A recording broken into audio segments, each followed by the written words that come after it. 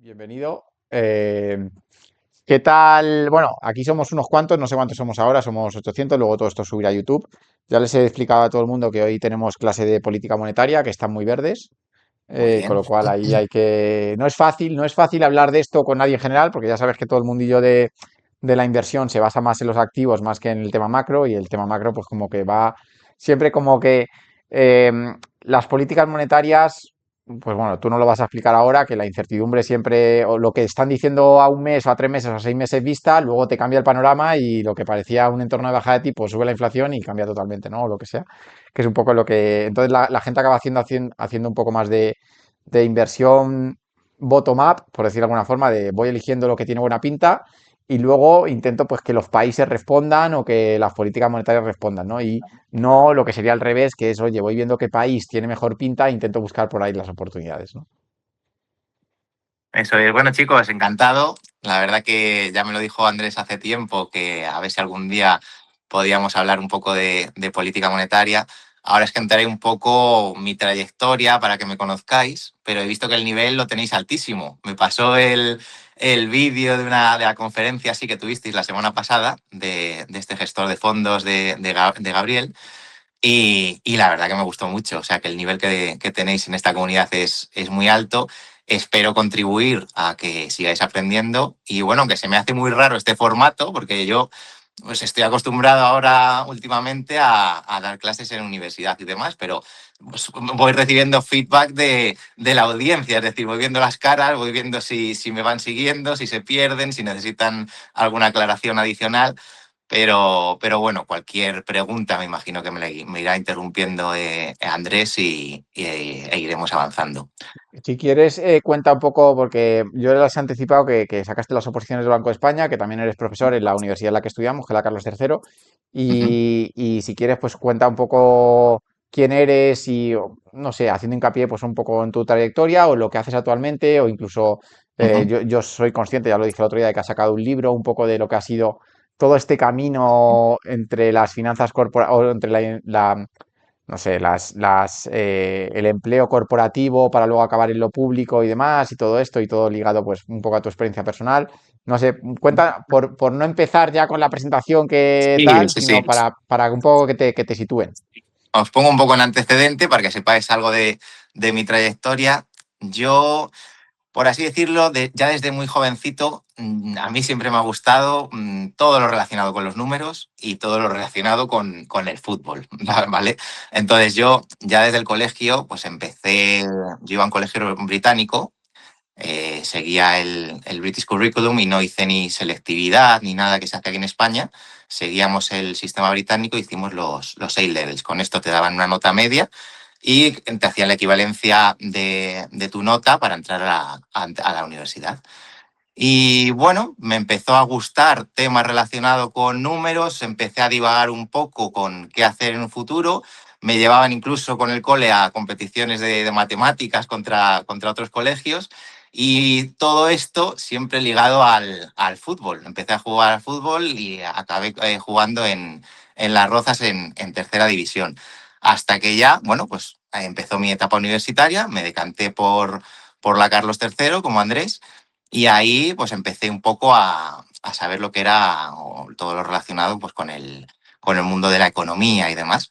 Y bueno, pues empecé a hacer economía bilingüe y no sé si te acuerdas cómo nos conocimos. Bueno, jugando al fútbol en la uni. Sí, sí, sí, sí. Sí, sí, sí. Nos conocimos porque teníamos un amigo en común, Sí, Carlos, que yo soy un año más joven que Andrés. sí, Entonces, empecé yo la carrera y Andrés ya llevaba un año de carrera, que también hizo economía sí. bilingüe, como yo. Entonces, yo tenía mi equipo de clase también y en un partido nos enfrentamos. Yo jugaba contra el equipo de mi amigo Carlos y en el que estaba Andrés. Y les dimos pal pelo, les ganamos Eso no me y luego acuerdo, pero, después, pero sí, puede sí, yo ser. sí me acuerdo. Y después del partido vinieron Andrés, que jugaba de central, si no me equivoco, Andrés Sí. jugaba bastante bien. No, bueno, Y en la uni el nivel era muy bajo, porque yo tengo los bueno, pies del no, pero revés. dentro del nivel, El nivel oye, era se muy bajo. jugaba bien, jugaba bien. Y vinieron nuestro amigo en común, Carlos y Andrés, a decirme si quería yo unirme a su equipo. Y le Y fichamos. y me ficharon. Yo como jugaba al fútbol, me gustaba jugar en todos los sitios, sitio que me ofrecían, pues ahí que iba. Y ahí fue cuando nos conocimos. Esto hace ya, pues por lo menos 15 años, diría yo. O sea, No, 15 hace no, ya pero bueno, sí, casi. 12 sí, 12 13 12, 13, años. sí, sí, sí. Sí, sí, sí, sí. Y así nos conocimos. De ahí yo ya empecé en tercero de carrera, unas prácticas en el Banco Santander y empecé en el departamento de CRM, que era como más estadística, análisis de datos, de campañas de marketing y demás, y fue como una entrada al mundo laboral para mí. Pero bueno, que fue simplemente unas prácticas y demás. Y ya en cuarto de carrera fue cuando me empezó a interesar todo lo relacionado con el mundo bursátil. Pero a todo esto, aunque estudies economía, en la carrera te puedes pensar que vas a saber algo de productos financieros, de finanzas Nada. y de cómo empezar en este mundillo, pero no aprendes absolutamente nada. Es decir, que al final fue de forma autodidacta, podría decir. Me empezó a gustar pues, el mundo de la bolsa, empecé a ver cómo podía yo empezar en este mundillo y dije, a ver, pues yo quiero empezar a invertir. ¿Cómo puedo empezar a invertir? Pues tengo poco ahorro.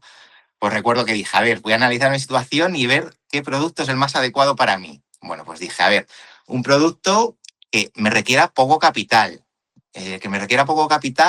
y que sea muy volátil, porque con poco capital quiero poder ganar mucho dinero, que la posibilidad de subida sea alta y que se acierte, pues que me vaya bien.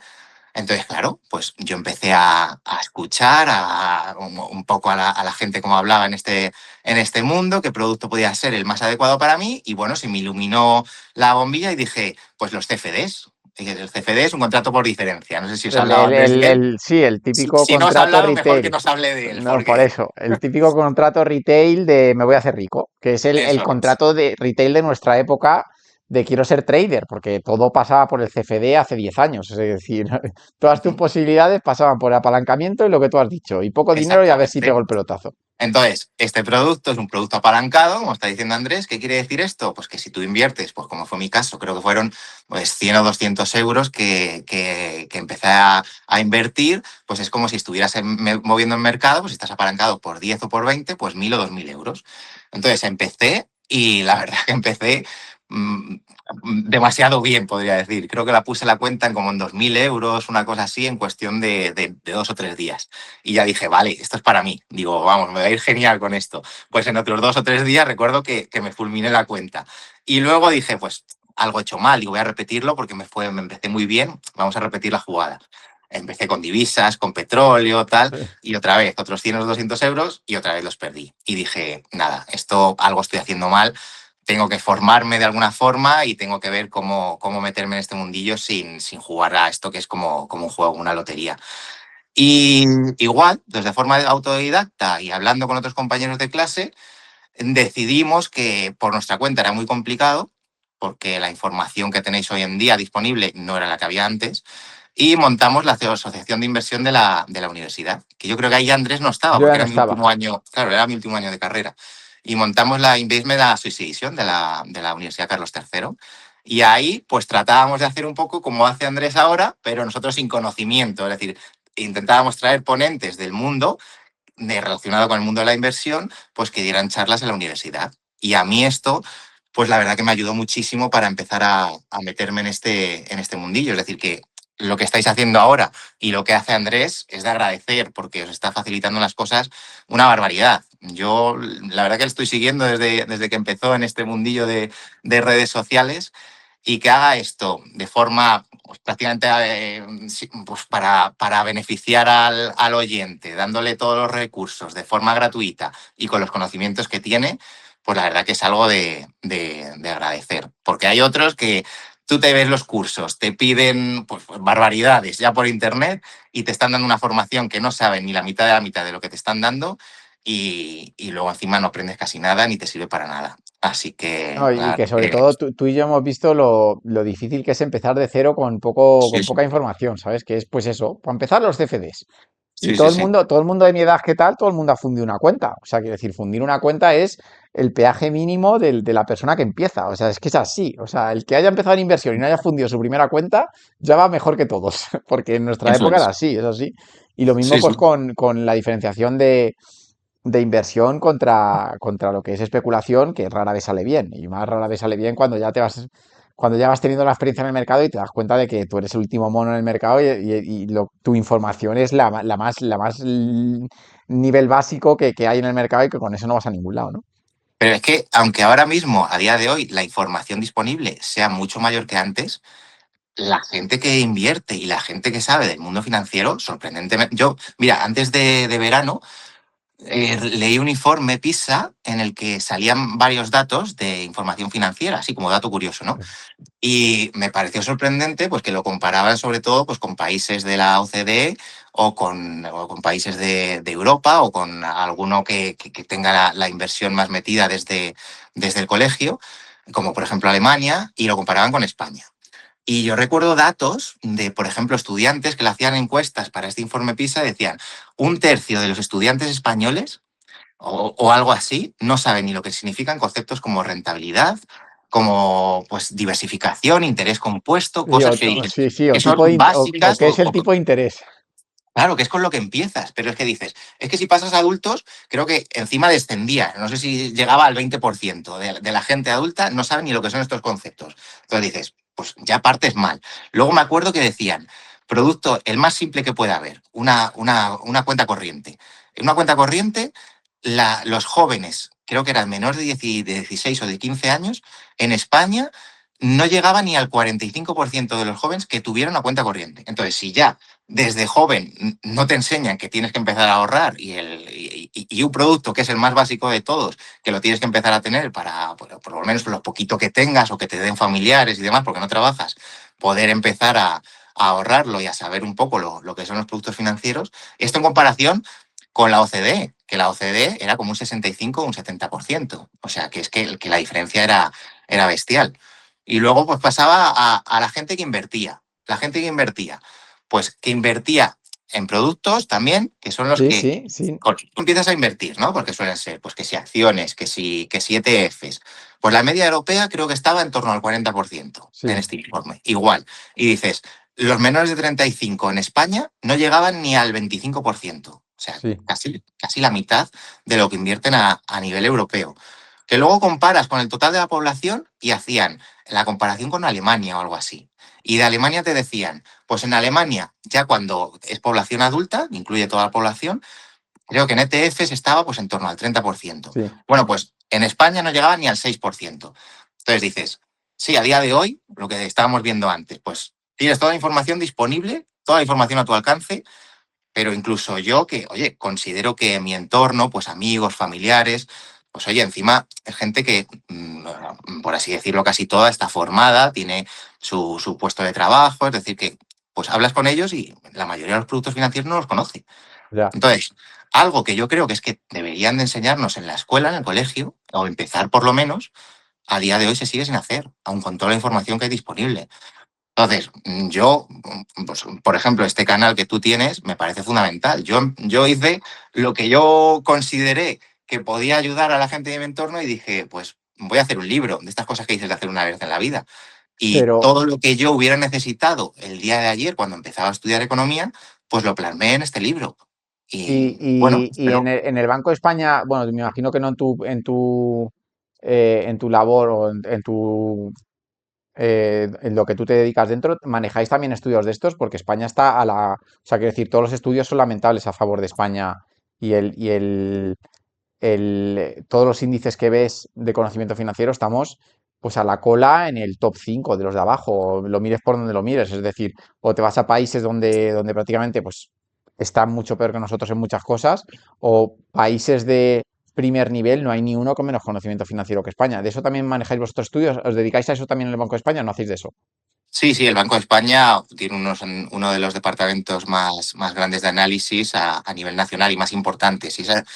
Ahora os sigo con mi trayectoria, que esto Sí, del informe PISA y demás, os lo he contado como dato curioso, pero en el Banco de España yo una de las cosas que noté que más me impactó en comparación con la empresa privada, porque también vengo de la empresa privada, es sobre todo los informes, los datos que te dan, todo lo que te proporcionan, pasa por una serie de filtros, pasa por 100.000 ojos y que esto lo hacen para que al darte el dato final sea un dato que es 100% fehaciente, es decir, que es correcto al completo. Y esto, pues de la empresa privada, que yo trabajé en el departamento de análisis y demás, con temas relacionados de bolsa, todo pues lo sacaban de una forma que sí, que es gente muy válida y lo intenta sacar de una forma muy rápida, porque el Mm. mercado va muy rápido. Entonces, al final, pues no pasa por toda esta serie de filtros. Y en el Banco de España a mí me extrañó, sobre todo uno de los cambios con respecto a la empresa privada fue que los niveles que tienen de filtración de datos y demás, a la hora de luego proporcionárselo a toda la población a nivel ya solo, no solo nacional, sino internacional, son bestiales. Entonces, el departamento de análisis que tiene es increíble. Sí, sí. Ya. Luego da un poco la sensación que lo que dice el Banco de España luego no se le hace ni caso y te dicen, las pensiones el día de mañana será un problema de no sé qué, tal, tal, tal. Y aquí hacen oídos sordos y muy bien el estudio, gente muy buena lo que tú quieras, pero aquí nosotros a lo nuestro, ¿no? El gasto Sí, público no sí, sé qué o tal. ahí es donde quiero hacer hincapié en esta presentación, sobre todo, porque yo lo viví en mis propias pieles cuando empecé a meterme en el mundo de la inversión y demás, que yo empezaba a analizar compañías, a hacer la valoración que yo consideraba que era la más oportuna para luego llevar a cabo inversión y demás, y luego lo que yo me perdía por el camino era esta pata de la macroeconomía, de las políticas monetarias, Adri, te cuelgo un momento para todos los que estabais diciendo, chicos, estoy malo y me están cuidando. O sea, si esa es vuestra pregunta, iban a entrar a ver qué tal estaba. Y entonces he dicho, oye, no entres, ¿vale? Lo digo porque cuando han llamado a la puerta y tal, llevo un par de días así medio jodido, Adri, y yo estoy igual. y hoy he pasado una noche de mierda tal, y entonces me están cuidando, y justo iban a pasar medio la esto, y dije, por eso ahorita, no, no entréis, o sea, de hecho, em, y supongo que ni se imaginan que estaría haciendo Twitch ahora, lo que pasa es que yo no fallo, y menos si hay alguien que se ha preparado cosas, se pone aquí y tal, y bueno, por lo menos he mejorado tal, porque ayer hubiera sido una odisea el, el No, no, haber no, tenido esta charla, ¿sabes? yo estoy empezando. Hoy he empezado a tomarme paracetamol porque esta Tío, mañana he levantado con la garganta fatal. una, Así una al año que, de estas, una al año de estas no te libras. Sigue, porfa. bueno, voy a seguir la trayectoria que ahí he cortado un poco. Eh, Nada, os decía eso, que yo la carrera, bueno, la acabé entre la economía, entre los números y entre el fútbol, que seguía ahí como podía en el equipo de Las Rozas, pero llegó un punto que ya, pues en el último curso, recuerdo que ya tuve que elegir y ya tuve que decantarme o por mi carrera profesional o por la carrera futbolística. Y ahí ya me costó esta decisión, pero dejé el equipo, dejé de jugar al fútbol y aunque a la universidad realmente, como empezábamos nosotros empezamos el plan Sí, Bolonia, que fuimos la yo, primera promoción yo fui el último año, sí. claro, tú fuiste el último año de licenciatura y yo fui la primera de Bolonia. Pues realmente no era obligatoria la asistencia, nos dejaban como elegir si queríamos hacer como evaluación continua o ir 100% al examen final. Y yo la verdad que pues siempre he sido de ir 100% al examen final. A clase iba más bien poco, es verdad que iba más a jugar al fútbol que casi que a la universidad, pero bueno, se me dio bien, o sea, acabé tercero de la promoción y la carrera la acabé bastante bien. Y en cuarto, ya después de toda esta asociación de inversión y de empezar a saber un poquito más del mundillo, pues decidí que quería seguir profundizando en ello. Y me empezó a gustar el mundo y decidí marcarme en el máster de CUNEF de finanzas con la especialidad en bolsa y gestión de inversiones. Aquí es cuando ya empecé a saber más del mundo bursátil, podría decir. Y me seleccionaron incluso, que fue una bonita experiencia, para representar a CUNEF en la CFA Research Challenge, que era una competición que había entre escuelas de negocio, donde tenías que hacer una valoración de una empresa del IBEX 35, que en aquel entonces la que hicimos era Amadeus. Y bueno, teníamos que ir a presentar esta valoración que habías hecho con precio objetivo a un año vista, y bueno, pues el que mejor lo consideran que lo había hecho, pues ganaba la competición. Y aquí ya me saqué el título de experto en gestión de renta variable con derivados de BME, de Bolsas y Mercados Españoles, y las licencias de operador SIBE, del Sistema de Interconexión Bursátil Español, y MEF tipo 3, que es de derivados. Entonces aquí ya metí la cabeza en el mundo bursátil, podemos decir. Y salí del máster y empecé a trabajar de analista financiero, analista en una agencia de valores. También teníamos gestora con la que colaborábamos y aquí ya empecé, por así decirlo, en la trinchera del análisis. Empecé a a ver cómo funcionaba el mundo desde dentro. Empecé a ver el ritmo frenético que había de los mercados, a hacer mis valoraciones de compañías, ya no solo a nivel teórico como había hecho en el máster, por ejemplo, sino ya pues trabajando con clientes y oye, ya de una forma seria, porque al final la gente se está jugando su dinero. Y recuerdo que llegó un momento, yo aquí estuve como 5 o 6 años, llegó un momento en el que me frustré un poco. Y me frustré un poco por lo que te estaba comentando antes, que yo pues hacía mis valoraciones de la empresa con mis compañeros, pues tenía en cuenta todo lo relacionado con los números de la empresa, que al final yo creía que era lo único que tenías que tener en cuenta para invertir en ella, pues que si el PER, que si el EV, el EBITDA, que si el crecimiento que va a tener, que si entender todos sus negocios, ventajas competitivas, demás. Pues lo que comentaba el otro día, por Mm, ejemplo, de alguna empresa, el gestor que tuvisteis, Gabriel. sí. ¿Y qué pasa? Pues que después de llevar a cabo todo este trabajo, que es un trabajo, lo que tienes que hacer, pues invertías en ella y te dabas cuenta de que a un año, a 2 años vista, pues lo que tú creías que iba a ser una inversión segura y que vamos, que iba a salir genial, te das cuenta de que hay un agente externo, que lo que hace este agente externo te ha perjudicado, o bueno, te podría haber beneficiado, pero a mí me frustraba el que me perjudicara de una forma que yo no había tenido en cuenta de antemano. Entonces dices, ¿cómo puede ser que yo haya analizado una empresa, que la empresa, sus fundamentos sean tan sólidos y que yo esté perdiendo dinero con ella? ¿Y quién es este agente externo? Pues este agente externo son los bancos centrales. Tú puedes hacer el mejor análisis del mundo de una empresa que si no tienes en cuenta lo que un banco central puede hacer, que es una subida o bajada drástica de tipos de interés, de inyección de liquidez, dada la situación del mercado, pues todo tu análisis que tú has hecho previamente pues se puede ir al traste, ¿no? Entonces, empecé a interesarme por este mundo, por el mundo de los bancos centrales. Y me interesé tanto, tanto, que vi que había oposiciones para el Banco de España y dije, pues el temario me parece súper atractivo. Yo ya llevo 5 o 6 años sin estudiar, digo, pues voy a por ello. Y me saqué la oposición del Banco de España y ahí es donde estoy actualmente. Una Actualmente pregunta, trabajo. ¿son difíciles las, o sea, para alguien que le gusta, por ejemplo, tú que ya llevas un buen nivel de haber estudiado un montón de tal, aunque no tuvieras quizá todo el conocimiento de política monetaria y todo eso, que supongo que es donde más verde estarías, porque es lo menos relacionado a los mercados, pero las oposiciones para alguien que ya ha estudiado 5 o 6 años de carrera, máster y tal, no sé qué, como que te abren la puerta a eso o no tiene nada que ver y es un tocho y un tostón importante. Pues mira, para que te hagas una idea, yo tuve que cambiar de forma radical mi forma de estudio de cara a las oposiciones. Yo toda la vida había sido de la ley del mínimo esfuerzo, por así decirlo, del último momento, llegan los exámenes de la universidad y yo he ido incluso de empalme al examen porque me valía el estar durante toda la noche estudiando y al día siguiente hacer el examen, bordarlo y a casa. Ya. Y te das cuenta de que, primero, yo ahí estaba trabajando de analista. Y me acuerdo que otro compañero mío, que se llama Borja, que a día de hoy es de mis mejores amigos también, decidió también empezar a opositar para el Banco de España. Y empezamos a ver el temario. Y yo directamente, él dijo, bueno, yo voy a ir probando a estudiar por las tardes, poco a poco me lo iré sacando. Y yo, ya una vez que me di cuenta de la complejidad del temario, de la densidad de todo lo que tienes que estudiar, dije, a ver, o me dedico a trabajar o me dedico a estudiar. Y ahí lo tuve que pensar muy mucho porque mi puesto estaba bastante bien y decidí dejar el trabajo para ponerme a opositar Ya. porque no lo veía asequible. Y yo siempre me he considerado buen estudiante, pero no veía asequible el estar con las dos cosas. Al fin y al cabo estás compitiendo contra gente que está 24 horas única y exclusivamente Ya. dedicado a la oposición. Entonces, o compites en igualdad de condiciones o al final yo lo veo muy complicado, la verdad. Entonces, ahí tuve que decidir y al cabo de año y pico, pues ya saqué la plaza.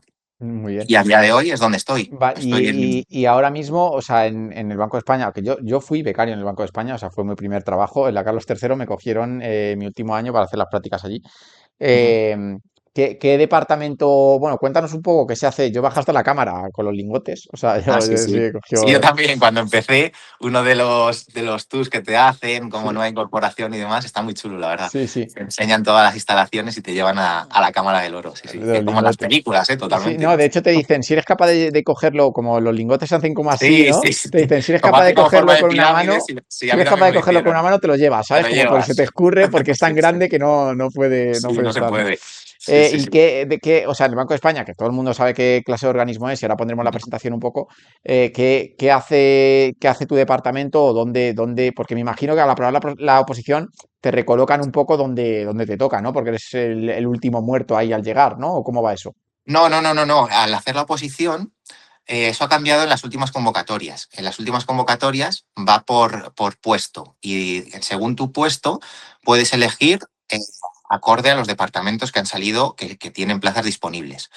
Entonces, dependiendo de las plazas disponibles que haya y de tu puesto en el ranking, pues Vale. puedes optar a uno u otro. Ah, vale. Entonces, en mi caso, yo ahora mismo estoy en el Departamento de Estadística en instituciones financieras monetarias. Aquí llevo ya bastantes años. Voy a hacer en febrero mi segundo trienio. Tenemos cada 3 años tienes un trienio que te incrementan un poquito el sueldo. Y ahora en febrero voy a hacer mi segundo trienio. Así que Vale. ya llevo bastante.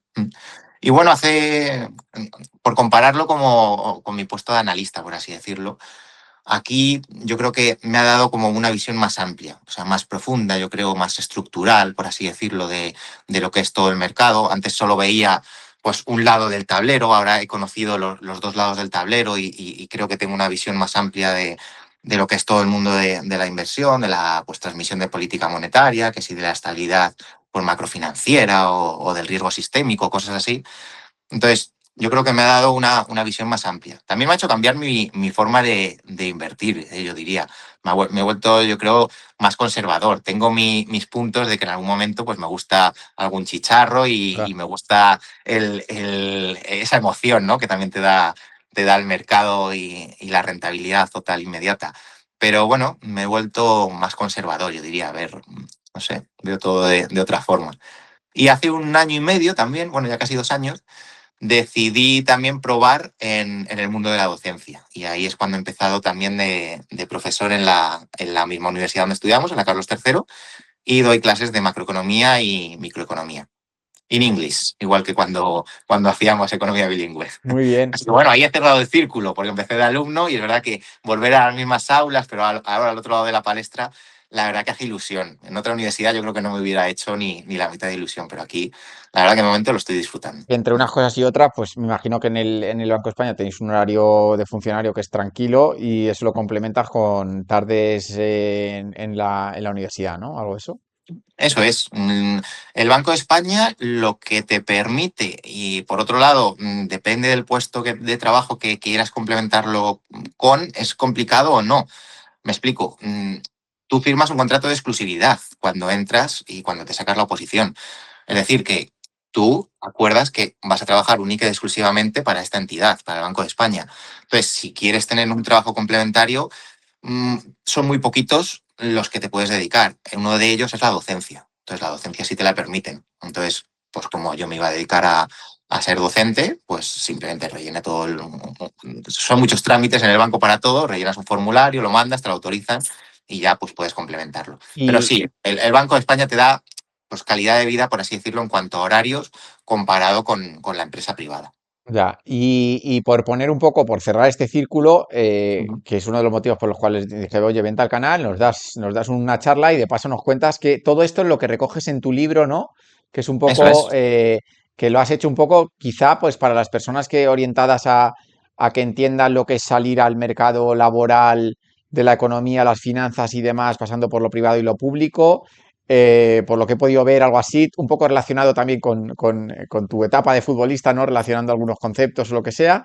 Pero principalmente lo digo porque si la gente le mola un poco todo esto, pues que de esto es de lo que va tu libro, que no hemos hablado de ello, pero si quieres aquí tus 3 minutitos para publicitarlo, pues yo perfecto, ¿eh? Bueno, nada, sí. Mi libro es una de esas cosas pues, que dices de hacer una vez en la vida. Yo siempre había querido pues, hacer un libro por el hecho de decir, pues he escrito un libro.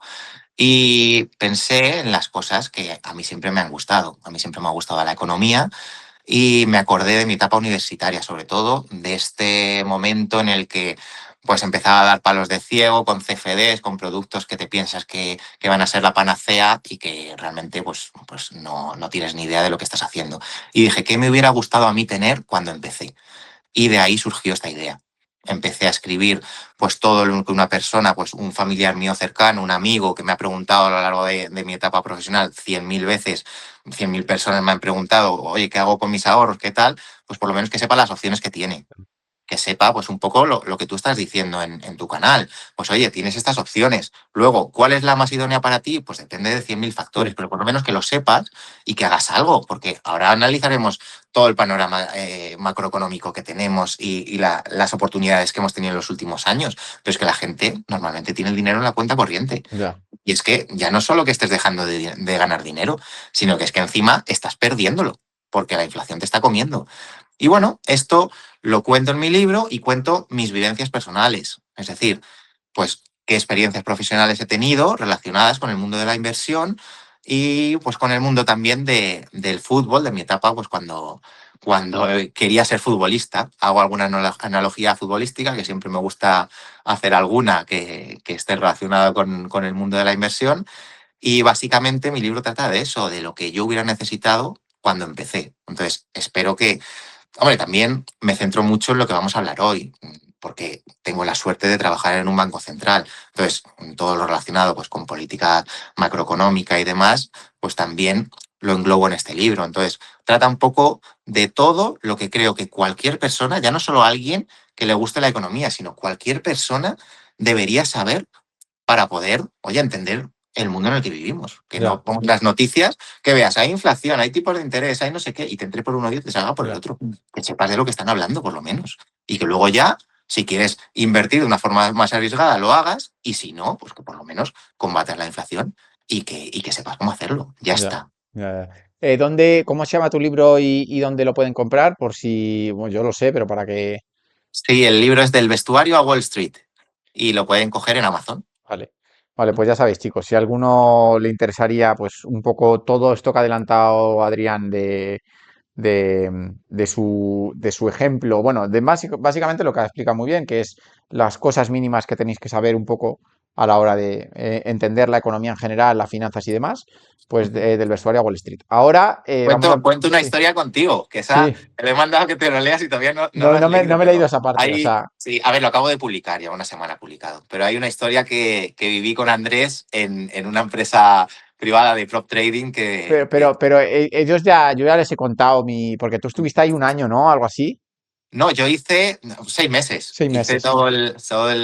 bueno, cuando te van a reclutar para tal, pues todo el proceso lo cuento ahí como lo viví. Era muy goloso cuando eres joven no probarlo, ¿sabes? Como diciendo, guau, voy a ser trader, ¿sabes? Y encima Sí, sí, sí, me sí. pagan por tradear, ¿no? Y luego Claro, de ves una... las películas, ves cómo vive un broker, lo excitante que es, los 100.000 gráficos y la verdad que quieres meter la cabeza ahí cuanto antes, Y sí. O sea, luego la yo lo viví así. realidad, claro, y luego la realidad es otra, ¿sabes? Que es un poco Sí, sí, lo que sí. siempre decimos, que de lo que te cuentan las pelis a la realidad hay un mundo, ¿no?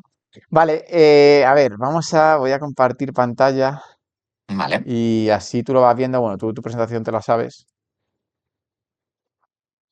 Pues esto me voy a llevar aquí.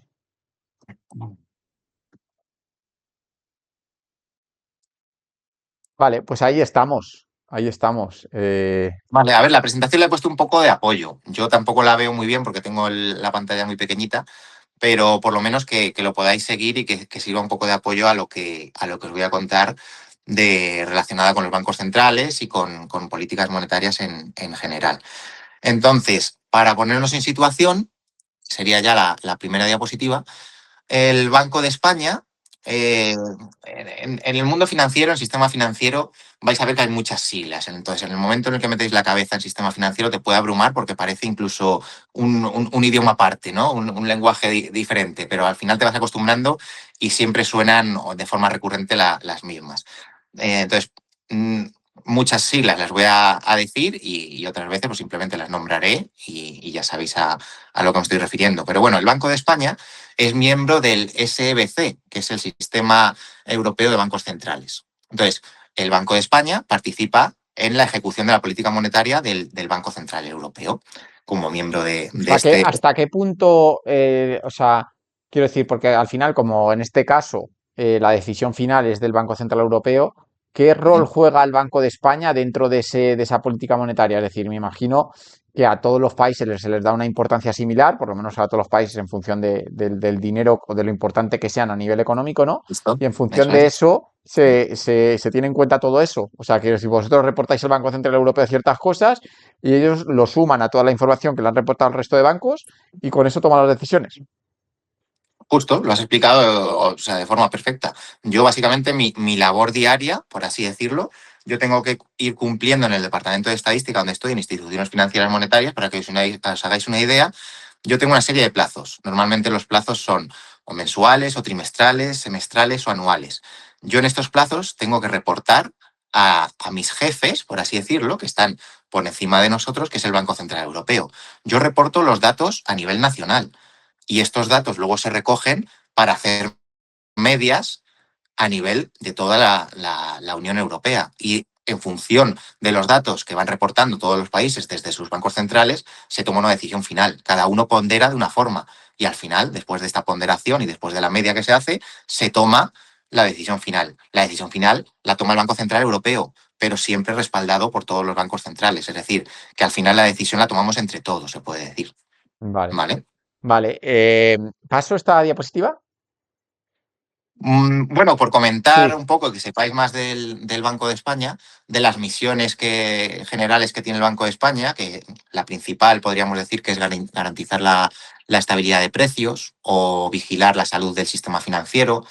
También, bueno, supervisamos las entidades de crédito, pues para ver que cumplan las obligaciones de capital o que no asuman riesgos excesivos, que no se repita lo que sucedió en la crisis financiera, por ejemplo, de 2008, que los productos financieros que ofrecen a sus clientes pues sean los adecuados, que no se produzcan otros escándalos como sucedió con el tema de, por ejemplo, de las preferentes, que alguien que quiera contratar un producto, por lo menos antes, con las regulaciones que tenemos hoy en día, por ejemplo, con el MiFID II, que es una de las últimas, que sepa lo que está contratando y que si quiere asumir riesgo, que sepa el riesgo que está asumiendo. No porque, oye, alguien en cualquier banco quiera vender un producto y que llevarse la comisión, el ventas de turno, pues encasquete el producto más riesgoso o que más riesgo tiene a todas las personas. Pues no, que haya una regulación que no permita que esto suceda, ¿vale? Y luego, bueno, sobre todo también asegurarnos para que estas políticas monetarias, políticas financieras que llevan a cabo los bancos centrales se puedan implementar en el sistema, que el dinero fluya de una forma ordenada al mismo. Vamos a ver cómo se producen estas inyecciones de liquidez o lo contrario, el sacar liquidez del sistema porque hay demasiada inflación, por ejemplo. Yo ahí tengo muchas Y dudas, Adrián, sobre todo tema liquidez. Se habla mucho liquidez, liquidez, no hay liquidez, si hay liquidez, tal. Cuando se habla de liquidez, yo creo que mucha gente habla sin saber, yo soy el primero que me mantengo un poco al margen de esto. O ujú, sea, ¿cómo fluye la liquidez? ¿De dónde llega? ¿Cómo llega a los sitios? ¿Por qué acaban los activos financieros como acaban? Quiero decir, ¿dónde está de verdad? O sea, ¿en qué hay que fijarse para saber si estamos en un periodo de inyección en la economía o no? ¿Hacia dónde va? ¿Cómo se comprueba? Todo este tipo de cosas creo que es un apartado un poco opaco para nosotros, donde no sabemos bien qué mirar. Yo, por ejemplo, ahí sí que tengo ciertas dudas. pues básicamente es lo que quiero que entendáis al final de esta presentación. O sea, mi objetivo principal va a ser, voy a empezar la presentación diciéndoos un poco lo que hace el Banco de España, los bancos centrales en general, para luego acabar la presentación diciendo lo que es el ciclo monetario. Y este ciclo monetario, entenderlo con todos estos conceptos que vamos introduciendo a lo largo de la presentación. Es Vale. decir, pues por ejemplo, estas decisiones que hemos dicho, las misiones o la misión que tiene que cumplir el Banco Central, ¿cómo afectan al ciudadano de a pie? Porque al final es lo que nos interesa. Primero, cómo me afecta como ciudadano y luego cómo me afecta como inversor, porque al fin y al cabo también este canal trata de las inversiones y lo que quiero hacer ver es que no solo afecta al ciudadano en sí, que nos afecta en todo, hasta en el precio de un café, sino luego como inversor, mis inversiones, por qué se ven repercutidas de forma negativa o positiva por estas políticas que pueda tomar un banco central, ¿no? Y vamos a empezar por el ciudadano. El ciudadano, por así decirlo, las decisiones o para cumplir estas misiones el Banco Central, pues primero nos va a afectar empezamos a hablar desde los depósitos o desde la cuenta remunerada que podamos tener como ciudadano de a pie.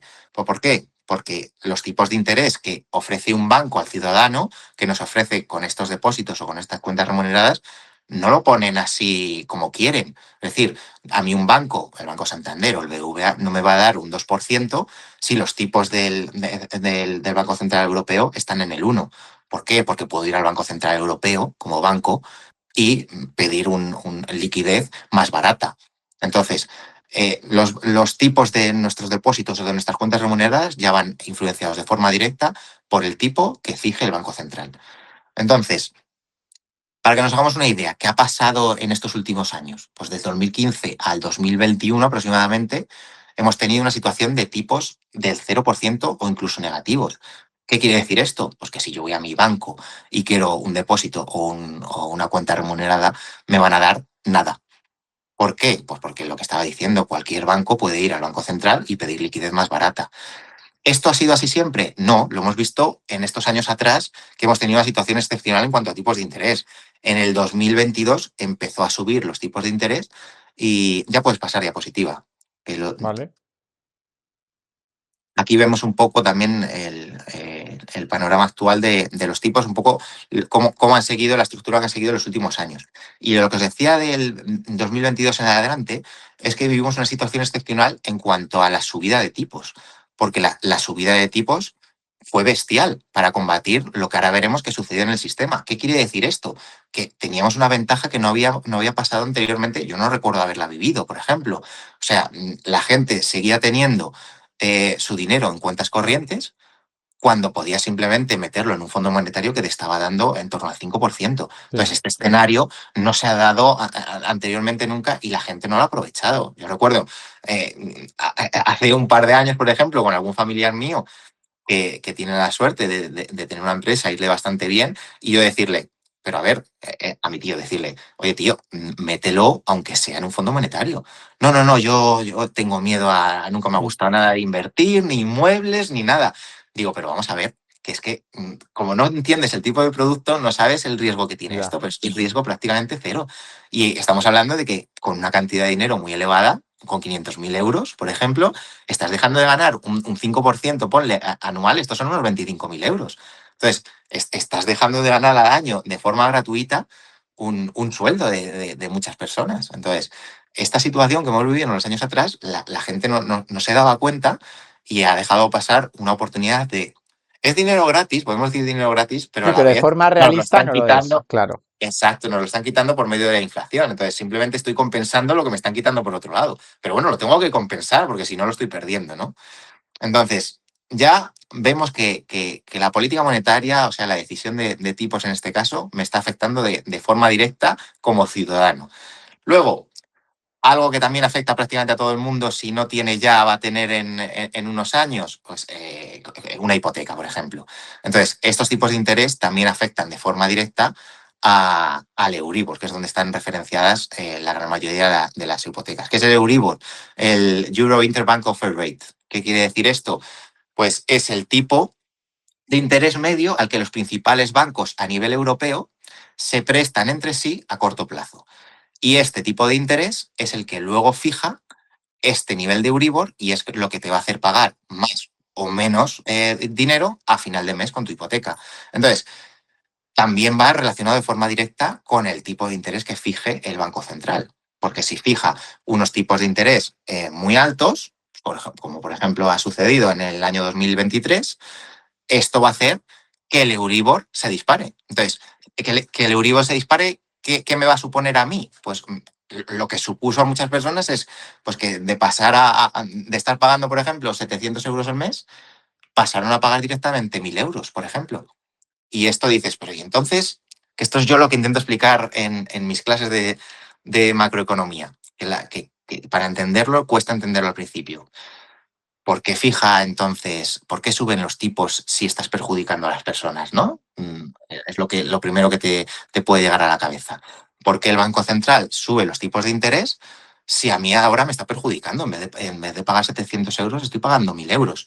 Bueno, pues la situación que teníamos, hay que tener en cuenta todas las variables. lo que teníamos en aquel entonces era una inflación que no se había visto en muchas ocasiones a lo largo de la historia. O sea, habíamos tenido inflaciones de más del 10%. Entonces, ¿esto qué quiere decir?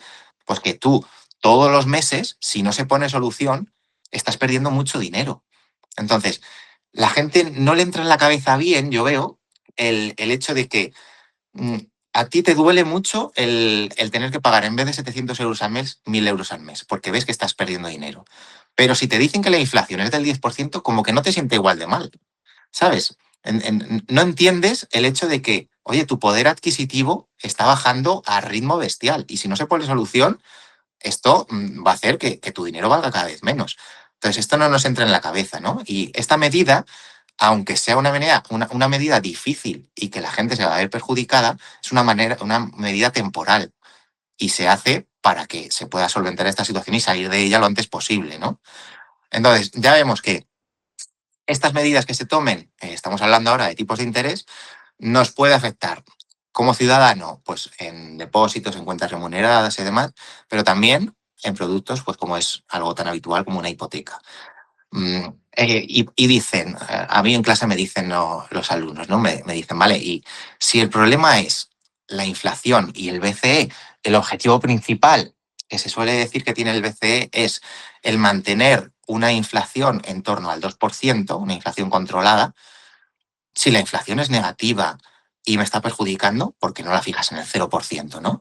También es algo que como ciudadano puedes pensar. Oye, si la inflación es negativa, si yo pierdo dinero, pierdo poder adquisitivo, pues fíjala en el 0% como Banco Central y ya está, problema es solventado. Pues tampoco puedes hacer eso. Y esto también hay que entenderlo. Si tú fijas una inflación en el 0%, esto quiere decir que cualquier choque económico que tengas en la economía, te va a hacer que la inflación baje de este 0%. ¿Qué quiere decir que baje de este 0%? Que ya no vas a tener, no es que tengas más o menos inflación, es que tienes deflación. ¿Qué quiere decir que tengas deflación? Que esto también hay que entenderlo y yo en clase tiendo a explicarlo de forma lenta porque también cuesta el comprenderlo a la primera. No es lo mismo tener una inflación que caiga, es decir, tú puedes tener una inflación del 10% como hemos tenido y pasar a una inflación del 3% y no significa que hayas tenido deflación, simplemente que tienes menos inflación, pero Sí. sigues teniendo inflación, ¿vale?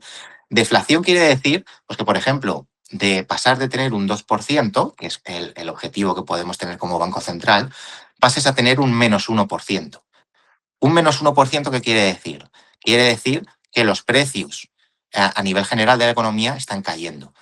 Si los precios a nivel general de la economía están cayendo, esto es un problema. ¿Por qué es un problema? Porque las personas lo que van a tender a hacer es decir, vale, si yo hoy me puedo comprar una barra de pan por 1 euro, pero mañana va a caer y me la voy a poder comprar por 0,50, pues no me la compro hoy, me la compro mañana. Si no me la compro hoy, estoy retrasando mis compras, está bajando el consumo, las empresas están vendiendo menos. Si las empresas están vendiendo menos, la deuda en valor que tienen está aumentando. Y esto pues, puede hacer, lo más probable que haga, es que la economía entre en recesión. Hemos tenido un caso que ha estado durante 2 décadas, o sea, durante muchos años, que no sabían cómo salir de esta situación, que era Japón. ¿Vale? Entonces, tener una inflación del 0% es tan peligroso como tener una inflación alta, ¿vale? Porque luego, a nivel de tomar medidas, pues por ejemplo, un ejemplo que podemos poner para que veáis que la inflación también es importante. Si yo tengo una empresa y como empresa me baja la productividad de un año para otro, la productividad pongamos que me baja un 1%, ¿vale? Si me baja este 1%, quiere decir que yo este año estoy ganando menos que el año anterior. Como empresario, lo más lógico que yo pueda hacer es decir, pues voy a bajar el sueldo a mis empleados. Y esta medida se va a ver muy mal de cara a la sociedad. Es decir, si tú empiezas a bajar los sueldos, la gente va a estar muy enfadada. Entonces, ¿la inflación a qué te ayuda? Pues si en esta misma situación de productividad que te baja un 1%, tú tienes una inflación, ponte del 2%, ¿esto qué te hace? Porque al final el tipo real es tipo nominal menos inflación. Entonces, ¿qué te hace esta inflación del 2%? Pues que si yo para que las personas tengan el mismo poder adquisitivo significa que yo para combatir esta inflación que ellos están teniendo del 2%, les tendría que subir el sueldo del 2%. Entonces, ¿qué hago? Como tengo una productividad que me está cayendo un 1%, no les subo el sueldo este 2% de inflación, se lo subo un 1%. Entonces, yo como empresa me quedo igual, porque tengo una inflación del 2%, una productividad que me cae un 1% y les subo el sueldo un 1%. Y ellos, como trabajadores, es lo que decía antes de la percepción. Su percepción es que están ganando más dinero. En realidad no estás ganando más dinero, porque en términos de poder adquisitivo, la inflación ha subido un 2% y tu sueldo ha subido un 1%. Estás ganando menos. Pero a nivel de sociedad se ve como que encima han podido subir el sueldo un poquito. Entonces, se ve como que la medida tomada por las empresas está bien vista a nivel de sociedad en general. Y esto es lo que te permite también la inflación, ¿vale? Una inflación moderada permite también a los bancos centrales el poder jugar con los tipos de interés. Si tú tienes una inflación del 2% y necesitas que el tipo de interés caiga, te pones en tipos negativos, ¿vale?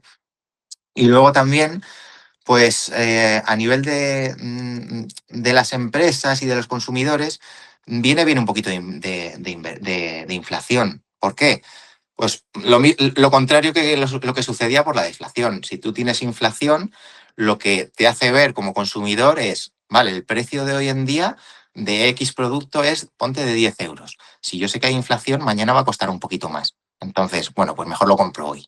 Entonces, a nivel de consumo, estás favoreciendo el consumo. La economía, la rueda de la economía está funcionando mejor. Y luego a nivel de empresa, también. Porque a nivel de empresa, si tienes una inflación del 2%, yo me estoy endeudando este 2% y como empresario, aunque el 2% tenga que pagarlo, yo asumo que me estoy endeudando para ganar más de este 2%. Entonces, una inflación moderada me permite esto. Si la inflación fuese muy alta, yo como empresario no me endeudaría porque lo que puedo ganar en un futuro no lo voy a poder compensar. Entonces, el nivel del 2% está pensado para poder combatir pues, todos estos parámetros, ¿de acuerdo? Entonces, no es tan fácil como decir, pues lo que decíamos, fijar el 0% de inflación y ya está. Por eso el mayor objetivo en cuanto a bancos centrales es el mantener esta inflación controlada y se dice que es en torno del 2%. ¿Y tenéis también un umbral en el que, llegado a la inflación del 2%, los tipos de interés tendrían que ser acorde y ser un 2 también? O dependiendo de la situación, con inflación al 2 podría haber un intervalo entre 1,5 y 2,5 los tipos, basándote en muchas cosas? Es decir, porque ahora mismo la inflación en Europa está al 2 y pico largo, si no me equivoco. No sé si 2 y pico largo ya al 3, no lo sé. Ujú. Me confundo con la americana, pero bueno, por ahí están los tiros. Y los tipos ya están al 2 en Europa. El objetivo es que, si la inflación sigue bajando, como han dicho, recorte los tipos un pelín más, a lo mejor unos 75, algo así. Es decir, ¿hay una relación directa entre conseguir los objetivos de inflación y ya unos tipos de interés esperados por el Banco Central en el caso de que lleguen? ¿O eso va a depender un poquito de lo que esté ocurriendo en ese momento y no está estipulado esto? Mm, No es una relación directa, por así decirlo, pero tiene mucho que ver un tipo con el otro, ¿vale? Estabas hablando de la inflación que tenemos ahora a nivel europeo. A nivel europeo empezamos el año, si no recuerdo mal, con un 2,2%, ¿vale? Ahora estaremos en torno al 2,1%. Entonces estamos muy cerquita del objetivo. Ah, vale. Yo creo, pero vamos, esto es apuesta mía personal, que el año que viene, incluso en diciembre, todavía podamos ver rebaja de tipos. Si vemos una rebaja de tipos, pues ponte, por ejemplo, 25 puntos básicos en diciembre y el año que viene otros 25, esto significa que el BCE va a tener los tipos en el 1,5. Y esto no quiere decir que la inflación la quiera tener en el 1,5. Ya. La inflación la quiere tener en el 2. Entonces, suelen ir a la par más o menos, pero no es una relación directa. O sea, si la inflación está en el 2, no tiene que los tipos del Banco Central estar en el mismo nivel, ¿vale? Hablando de inflación y tal, aquí, bueno, siempre barajamos las diferentes teorías. ¿Tú qué eres? ¿De pensar que la inflación ya es cosa pasada y de aquí un poco, pues siempre hay motivos para pensar ambas cosas, ¿no? Pues por un lado tenemos Europa un poco yendo a la baja, nacimientos cada vez en picado, poder adquisitivo de la clase media tirando a bajo, bajo. Es decir, ¿ves estos motivos por un lado para que la inflación no vuelva a ser un problema nunca más, incluso tire para abajo, para abajo, para abajo? O también pues tienes la otra pata, que es impresión de dinero, aranceles, no sé qué, cosas que te podrían llevar a algún susto inflacionario o tal. Si tú tuvieras que mojarte, ¿de qué lado más estás en los próximos años? ¿De ola Y inflacionaria o de...? me vi la charla que tuvisteis Sí, el otro día con el gestor, con Gabriel, y creo que esta pregunta también salió sí, sí, y, sí, y- y me pareció que coincidía y yo, bueno, discrepo un poco. Es decir, vi que decíais, si no recuerdo mal, corrígeme, sí. que lo que pensabais que iba a pasar ya incluso el año que viene y los argumentos que dabais, o sea, estoy completamente de acuerdo, pero yo añadiría alguna pequeña variable más. Es decir, creo que decíais que el consumo en un futuro va a caer muchísimo y esto va a ser, ¿por qué? Porque la pirámide poblacional a nivel español está invertida, obviamente, cada vez hay menos nacimientos y la lógica nos lleva a pensar que cada vez la gente va a consumir menos porque va a haber menos gente que pueda consumir. Esto es un poco Bueno, yo no vuestra sé si va por ahí, hipótesis yo voy o... más bien porque el poder adquisitivo de la persona promedio cada vez Ujú, es menor. Entonces, independientemente de la edad que tenga, los ujú, salarios cada vez son más, no pueden hacer catch up con la inflación, entonces te obligan a quitarte ciertas cosas y hace que tu consumo siempre sea pues cada vez más y más limitado, como tenemos muchas empresas de consumo que vale, están viendo sus resultados afectados y más lejos pues todas las de ropa, ¿no? Por ejemplo, Nike o las que sean, ¿no? ujú, Entonces, iba más ligado a, oye, por el lado de la demanda, que es una de las formas de que haya inflación, de que la demanda sea alta, yo por el lado de la demanda sí que lo veo bastante flojo. Luego, por supuesto, hay otros motivos para que haya inflación, pues por el lado pues, por ejemplo, de las materias primas o por el lado de la tal. Quiero decir, hay otras cosas que por eso te pregunto a ti, ¿no? Porque yo lo que veo bastante obvio es que la gente está tiesa, en el sentido de que cada vez está peor y no creo que se vaya a solucionar, porque es un tema de que está ocurriendo a nivel worldwide totalmente. ujú. Pero por eso te hago a ti la pregunta, pues si hay otras cosas ahí encima de la mesa que tú digas, oye, es que a lo mejor pesa más el lado de la impresión o el lado de, no sé, de otras cosas. Vale, yo como variables que añadiría a esta ecuación sería, coincido completamente, o sea, pienso exactamente lo mismo, pero no lo estamos viviendo a día de hoy, todavía. Que se pueda ver en el futuro, se puede ver. A día de hoy, si los datos no me fallan, el consumo ha subido este último Ya, año, ¿vale? Entonces, el consumo ha subido y la población no es que esté cayendo, porque tenemos mucha inmigración. ya, Entonces, al tener mucha inmigración, el consumo se está manteniendo, incluso está subiendo. Algo que también hay que tener en cuenta y que pesa mucho con los datos de inflación, los precios de las casas. Los precios de las casas están subiendo y yo también soy un mercado que me gusta mucho, el mercado inmobiliario, y en el departamento de tasación del Banco de España, yo tengo varios amigos, con uno hablo bastante y lo que me dice en relación a este mercado es que no es que esté alto como vivimos, por ejemplo, en el 2008, que había una burbuja inmobiliaria porque había un exceso de supply en relación a la demanda que había. ¿Vale? Estaba construyendo mucho y no había gente que quisiera, tanta gente que quisiera comprar lo que se estaba construyendo. No, a día de hoy la situación es completamente distinta. A día de hoy se está construyendo poco en relación a la demanda. Ya no solo para los españoles, sino que esta inmigración está demandando también nuevas casas, pero nuevas casas de todo tipo, o sea, nuevas casas de dinerales y nuevas casas de ciudadano de a pie muy discretas pero los precios están subiendo y los precios están subiendo mucho y la demanda está acompañando. Entonces, al final, si los precios siguen subiendo y es lo que se estima para los próximos años, no que caiga, sino que siga esta evolución, porque la demanda es muy superior al supply, esto va a hacer que la inflación en este caso no caiga aunque cayera el consumo de otros bienes. Y es una variable bastante importante. Entonces, coincido en lo que dices, en la teoría que exponíais el otro día y que acabas de comentar, pero con matices. O sea, no ya. lo veo tan claro, ¿vale? Ya. Bueno, yo basta, o sea, bueno, que sirva tal. Recientemente hice un vídeo precisamente de eso y era un informe de UBS, ni siquiera era mío, de Ujú. que los inmuebles, cuando dicen burbuja tal, no sé qué, digo, macho, digo, es que si es todo lo contrario, dices, si es que mañana construyes 300.000 casas en España y te las Sí, quitan de las manos, o sea, quiero decir, al precio casi que sea, ¿no? Como quien dice, o sea, sí, sí, sí. como que la gente no llega a entender el hecho de que, oye, para que haya algo sea burbuja, tiene que ser un precio que la gente, pues eso, que o no pueda permitirse o que pudiendo permitírselo diga, no, que es muy caro, ¿no? Y ahora es casi todo lo contrario, ¿no? Que en España Exacto. hagas lo que hagas al precio que lo hagas, te lo quitan de las manos porque no hay, pero bueno, esto explicárselo a cierta parte de la población es como, pues eso, darse cabezazos contra una pared y bueno, que cada uno discute a lo que quiera, ¿no? Sí, yo a ver, pienso exactamente igual. Me recuerdan los vídeos estos que están ahora tan de moda que salen y sale una persona y dice, ay, tenía que haber comprado la casa hace 3 años porque ha subido el año siguiente. Y dice, ay, no, tenía que haberlo comprado el año siguiente porque ha vuelto a subir. Y ahora estamos igual. Oye, tendría que comprar este año porque va a volver a subir el año que viene. Pues a ver, nadie tiene una varita como para saber lo que va a suceder, pero todo apunta a que no estamos en una burbuja, no se repite el patrón que seguimos en la crisis financiera que hubo, en la burbuja inmobiliaria, y por el lado de la economía, todo se basa en supply y demand. Si la demanda es más alta que el supply, pues todo apunta a que los precios tienen que subir. Es que estos son casas, pero podrían ser tomates. Ya, ya, Si los tomates, yo tengo 10 tomates y hay 20 personas que quieren los tomates, pues puedo subir los precios. Si solo hay 5, pues los tengo que bajar, porque a lo mejor no los puedo vender todos. Entonces, ya. estamos en este punto. Vale, paso de diapositiva. Sí. Esto que tenemos aquí, ¿qué es, Adri?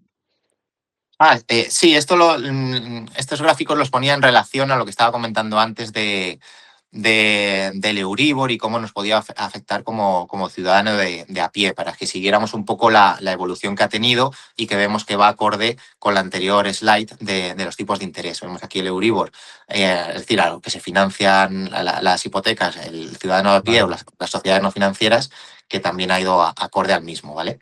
Y luego ya pasamos a lo que nos afectaría como inversor, ¿vale? ¿Cómo nos puede afectar como inversor?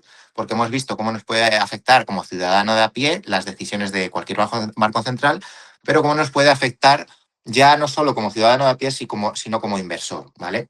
Por ejemplo, si nos metemos a hablar del comportamiento de los fondos de inversión, que es algo que normalmente casi todo el mundo suele tener, ¿no? Si suben los tipos de interés, esto quiere decir que la renta variable va a bajar. ¿Por qué va a bajar? Porque si tengo tipos de interés más altos, la gente tiende a ir a productos más conservadores. ¿Por qué? Porque los depósitos, las cuentas remuneradas, los fondos monetarios te están dando un tipo de interés más elevado. Entonces suele salir dinero de la renta variable e irse hacia productos más conservadores. Entonces la renta variable suele caer y sobre todo suele afectar a empresas de ámbito tecnológico, ¿no? Que suelen tener una deuda elevada y demás. Pero quiere decir esto hay que cogerlo con pinzas, ¿vale? Quiere decir esto entonces que una decisión de política monetaria me va a hacer a mí, en este caso, suben los tipos de interés, me va a hacer a mí que tenga que vender mi fondo de inversión, mi famoso SP500, ¿no? Que todo MSCI World, que todo el mundo tiene. Pues depende de la situación y de mi horizonte temporal, ¿vale? A mí, algo que me gusta hacer aquí, en relación al SP500, que siempre lo digo, es una analogía futbolística. Yo el SP500, por ejemplo, lo comparo muchas veces y me parece, ahora que lo escuchéis, cuando vaya comentándolo y mi tesis vaya cogiendo forma, veréis que la analogía es casi perfecta, ¿vale? El SP500 me gusta compararlo con el Real Madrid. ¿Por qué me gusta compararlo con el Real Madrid? El SP500 es como si dijéramos el IBEX 35 en España, que el IBEX 35 en España lo forman las 35 mejores empresas del panorama nacional, panorama español, en cuanto a capitalización bursátil, ¿vale? Si esto, extrapolado al mercado estadounidense, es lo que es el SP500, las 500 mejores empresas del panorama americano.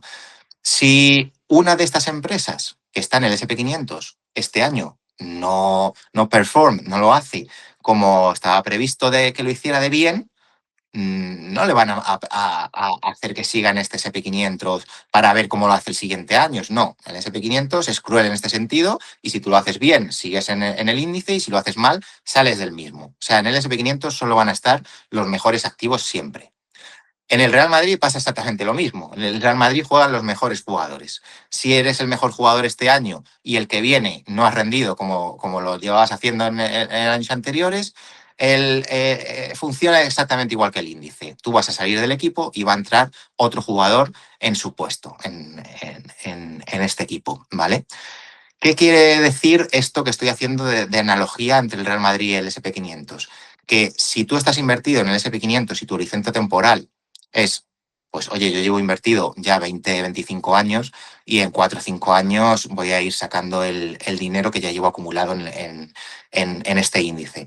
Pues si tu horizonte temporal es a 3, 4, 5 años y de repente te viene una subida drástica o se espera que vaya a haber esta subida drástica de tipos de interés, pues oye, esto te anima a sacar el dinero que tienes invertido, ¿vale? Porque estamos viendo que lo más probable es que caiga la renta variable y encima lo que más va a caer o se estima que vaya a caer es el sector tecnológico, que forma una gran parte de mi índice. Por otro lado, si yo mi inversión en este índice es a largo plazo y estoy empezando, pues oye, no tengo por qué retirar el dinero que yo estoy haciendo, o el DCA, o las aportaciones mensuales que llevo haciendo durante 6 meses, porque tengo miedo a que vaya a caer y ya empezaré el día de mañana. No, oye, esto es a largo plazo, estoy jugando con el interés compuesto, estoy acumulando aquí capital y me da igual lo que pase. Es decir, esta subida o bajada de tipos, si un mediocentro temporal es a muy largo plazo, me da igual. Entonces, el SP500 es una apuesta segura en este caso. ¿Por qué es una apuesta segura? Pues porque es el activo que a largo plazo, si tenemos en cuenta la historia, en los últimos 100 años, el SP500 ha subido de media en torno a ¿qué? Al 7% descontando inflación. Entonces es el activo que más ha subido a largo plazo. ¿Por qué lo comparo también con el Real Madrid? Porque el Real Madrid es una apuesta segura. Si tú en el Real Madrid dijeras, oye, mi horizonte temporal es de este año, voy a invertir en el Real Madrid a que va a ganar una Champions, ¿lo harías? Pues oye, pues no lo sé. Puede que gane o puede que no, va a estar ahí entre los favoritos. Pero si te dicen, oye, en los próximos 30 años va a ganarla, pues dirías casi en un 100% de probabilidad que la va a ganar. Pues el SP500 es igual. Si tú te tienes que invertir y tu inversión es a pocos años, no sabrías lo que va a pasar. Y lo vemos en las siguientes diapositivas. He puesto un poco la evolución en la siguiente. Aquí vemos la evolución que ha tenido en casi en los últimos 100 años, ¿no? Y vemos cómo si yo estoy dispuesto a invertir de aquí a un año vista, tengo que saber que la inversión puede caer incluso más de un 40%. ¿Por qué? Porque se pueden dar periodos de crisis, de alta inflación, de altos tipos de interés o políticas monetarias muy agresivas para combatir periodos puntuales de la historia, pero si mi inversión es a largo plazo, esto tiene que quedarnos claro que me va a dar igual, ¿vale? Porque a largo plazo es apuesta ganadora, o por lo menos, aunque la historia se dice que no se repite, tiende a rimar, ¿no? Se dice que la historia rima. Y esto es lo que vemos en este índice y por eso hago yo la analogía, me gusta hacerla con el Real Madrid. Entonces, ¿el Banco Central va a afectar a mi inversión? Pues depende, ¿vale? Entonces, esto es lo que tenemos que tener claro, que si estamos analizando la inversión a años vista, a pocos años vista, pues hay que tener muy en cuenta las decisiones del Banco Central. Si mi inversión es más a largo plazo, pues ahí ya no me afectaría tanto, ¿vale? Y Sobre política monetaria bueno, no sé cómo al día estás puesto de política monetaria americana. ¿Todo lo que se espera ahora es tan atractivo para la renta variable a día de hoy con todo el inicio de ese quantitative easing que ahora entraremos y tal, o lo que sea? ¿O en tu opinión, todo lo que se va escuchando al respecto no está nada claro y no es seguro que se vaya a inyectar liquidez y todo esto que ahora entraremos en todo eso? mira, antes comentaba al principio de esta charla que de vez en cuando me gusta hacer alguna apuesta en algún chicharro, ¿no? Y hace una semana y media decidí, porque vi que había bajado más del 20% y que todo a mí me apuntaba a que podía haber un retroceso en esta tendencia, y le metí unos 10.000 euros a Bitcoin. ¿Y qué pasó? Pues que en cuestión de 2 o 3 días ya iba ganando en torno a 1.000 y pico euros. Pero luego salió, entre otras cosas, pero salió la noticia de que posiblemente en la última reunión que tuvo la Fed no dejó claro qué va a hacer en la siguiente reunión. Y con todo este panorama que hemos tenido del cierre de la administración Trump, que no salían datos y demás, pues estaba todo súper incierto. Y lo último que salió es que se estimaba que esta posible bajada de tipos adicional que decían que iba a haber en diciembre ya no se iba a llevar a cabo. Pues esto fue uno de los alicientes a hacer que el precio de Bitcoin bajara aún más. porque claro, el mercado descontaba que ya el dinero que se iba a ir a este tipo de activos no se iba a ir aquí porque la bajada no se iba a producir y iba a seguir donde estaba. Entonces, ¿qué va a hacer la Fed? Yo creo, como apuesta personal, de aquí, en diciembre yo creo que al final decidirá bajar los tipos. Y el año que viene seguirá bajando. Lo único que tiene que controlar todavía es la inflación. La inflación de Estados Unidos es todavía bastante más alta que la europea. Creo que estaba en torno al 3,5 quieren que esté para diciembre, si no recuerdo mal, y el año que viene quiere que bajen en torno al 2,8, pero depende todavía de los datos que salgan, ¿vale? Entonces, bueno, pues afecta de forma directa que veáis a todas las inversiones. Yo en este caso, pues sabía que yo metía el capital en una inversión pues, que era muy arriesgada. ¿Que me iba bien? Genial. Que no, tienes que estar dispuesto a saber pues, que te puede ir, que puede ser apuesta ganadora o apuesta perdedora, pero saber dónde estás metiendo el dinero. Vale, pero en torno, o sea, bueno, es que no sé si sigues tú un poco tanto el contenido financiero. El contenido Ujú, financiero, pues un poco de lo que se rumorea, de tal. Todo este, en teoría, en la última reunión de la Fed dijeron que ya iban a acabar con el quantitative tapering este y ujú. iban a empezar con algún tipo de quantitative easing o algún tipo de inyección o bla, bla. ¿Todo esto es algo realista que pueden notarlo? Es decir, ¿la bajada de tipos ya implica llenar de liquidez el mercado o existen escenarios en los que se bajan tipos y no se llena de liquidez el mercado? No, además yo creo todo lo contrario. Yo no creo que vayan a meter más liquidez. Ahora vamos a ver, porque lo mismo la gente en tu canal ya está acostumbrada porque lo hayas dicho anteriormente, pero quiero dejarlo claro, lo que es inyectar liquidez o drenar liquidez del sistema, las formas que tenemos, pues el famoso QE, el QT, los diferentes mecanismos que puede haber, ¿no?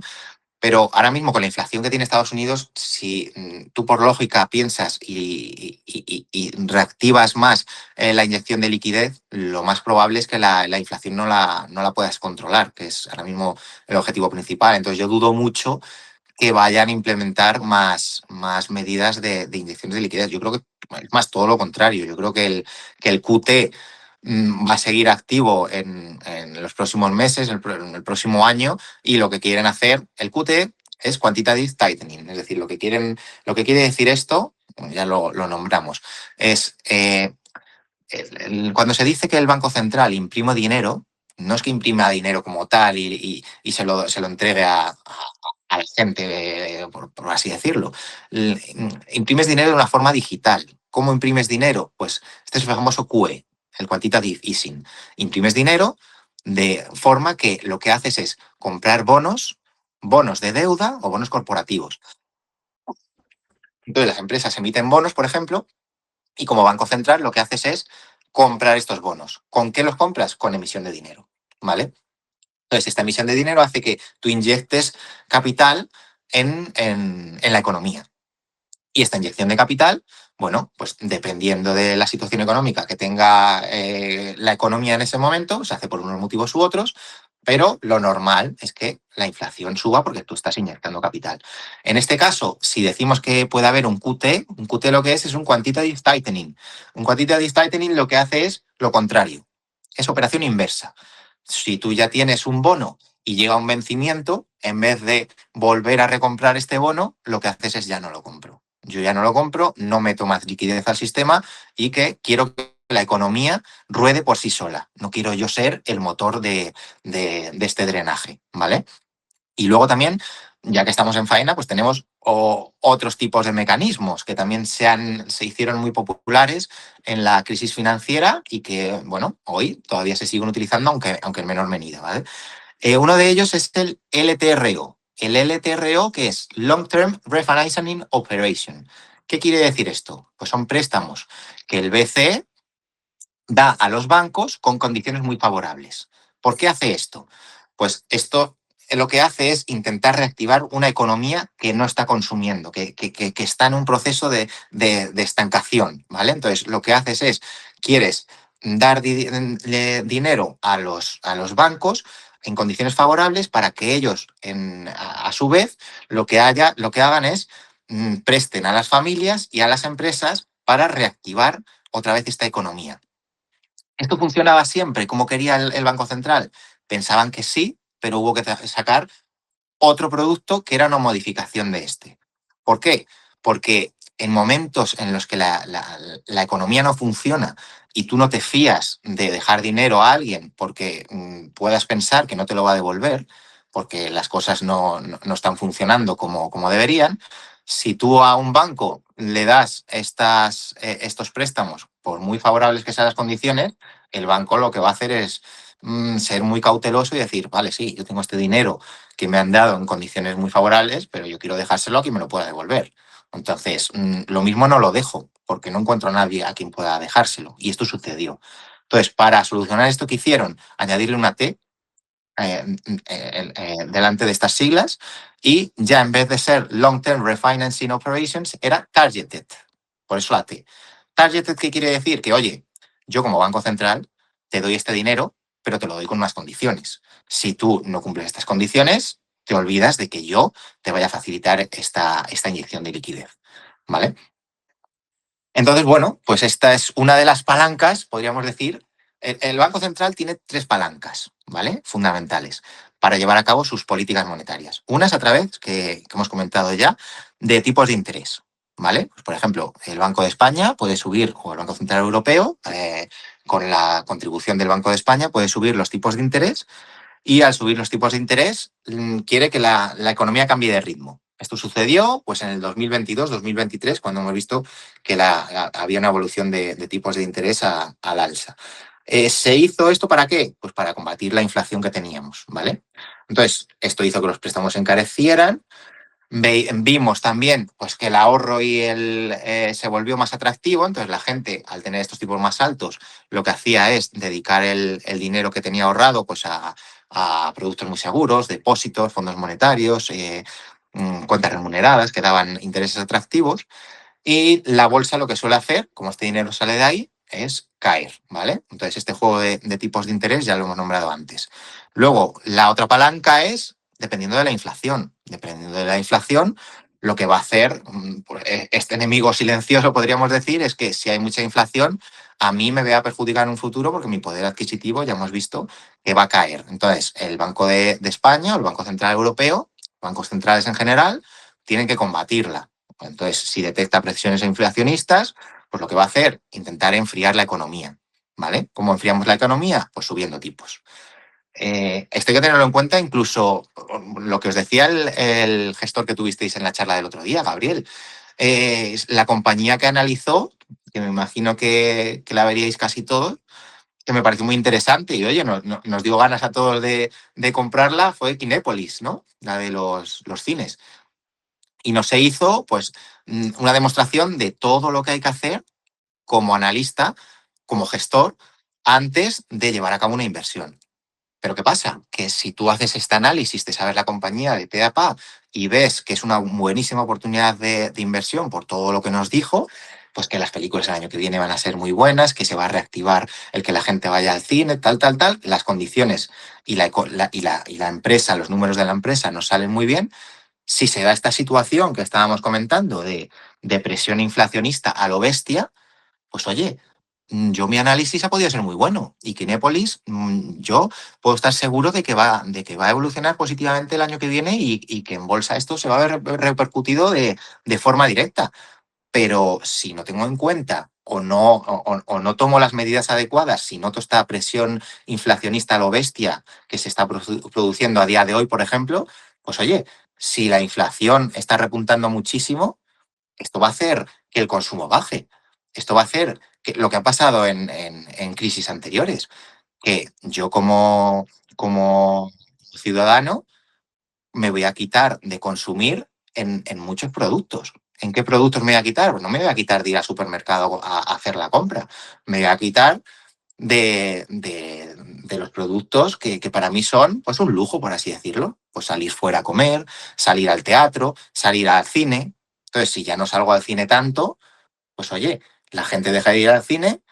Al final, el análisis que yo he hecho de esta compañía, por muy bueno que haya sido, si no he tenido en cuenta todas estas condiciones macroeconómicas y las políticas de los bancos centrales, mi inversión se puede ir al traste, ¿vale? Y esto tenemos que tenerlo muy en cuenta. Dependiendo del tipo de compañía que tengamos, pues por ejemplo, mi tío, que antes os hablaba de él, mi tío en época de crisis, él tiene una empresa, ¿vale? que lo que hace es intermediario, sobre todo de papelerías y empresas así. Entonces, su producto es un producto, como todos los productos que tiene en general, son productos que no tienen un importe muy elevado, ¿vale? Al no tener un importe muy elevado, pues os podéis imaginar pues, que si las postales, tarjetas de felicitación, que si agendas, que si postes, cosas así de papelería, en una crisis, esto que estábamos comentando ahora, que le podría pasar a Kinépolis, en una crisis, si la inflación sube a lo bestia,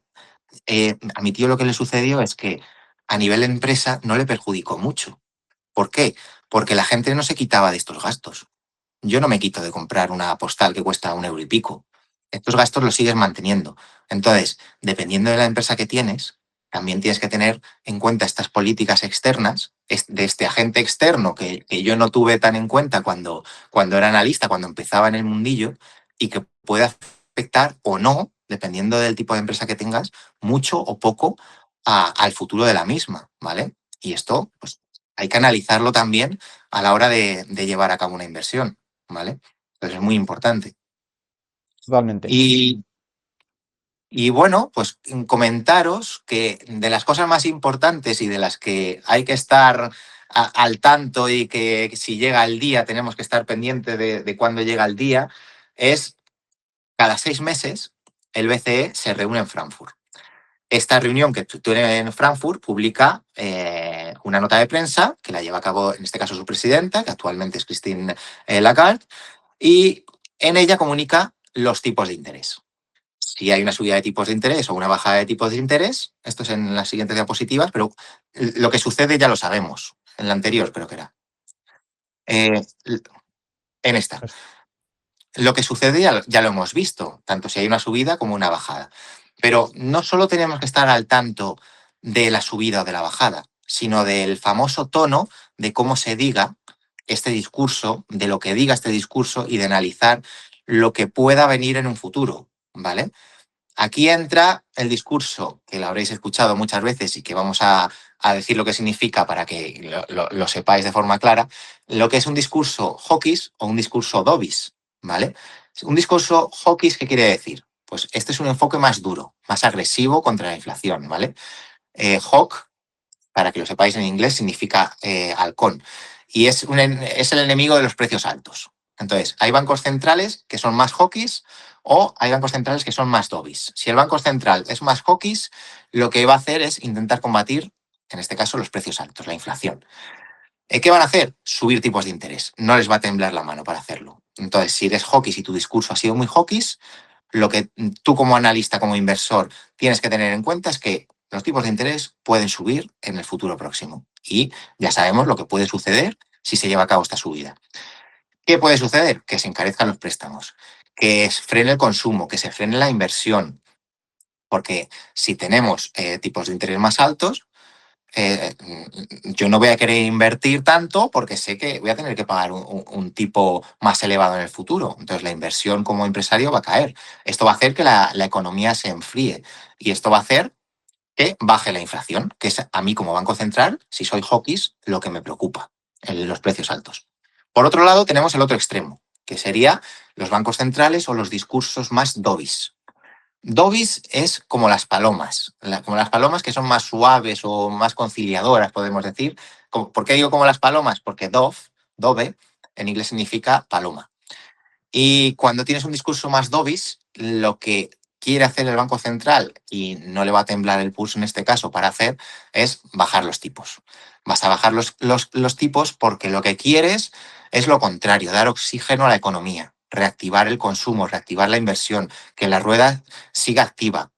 Y facilitar el crédito, estimular esta inversión para que las empresas, como los tipos son más bajos, se puedan endeudar más fácilmente.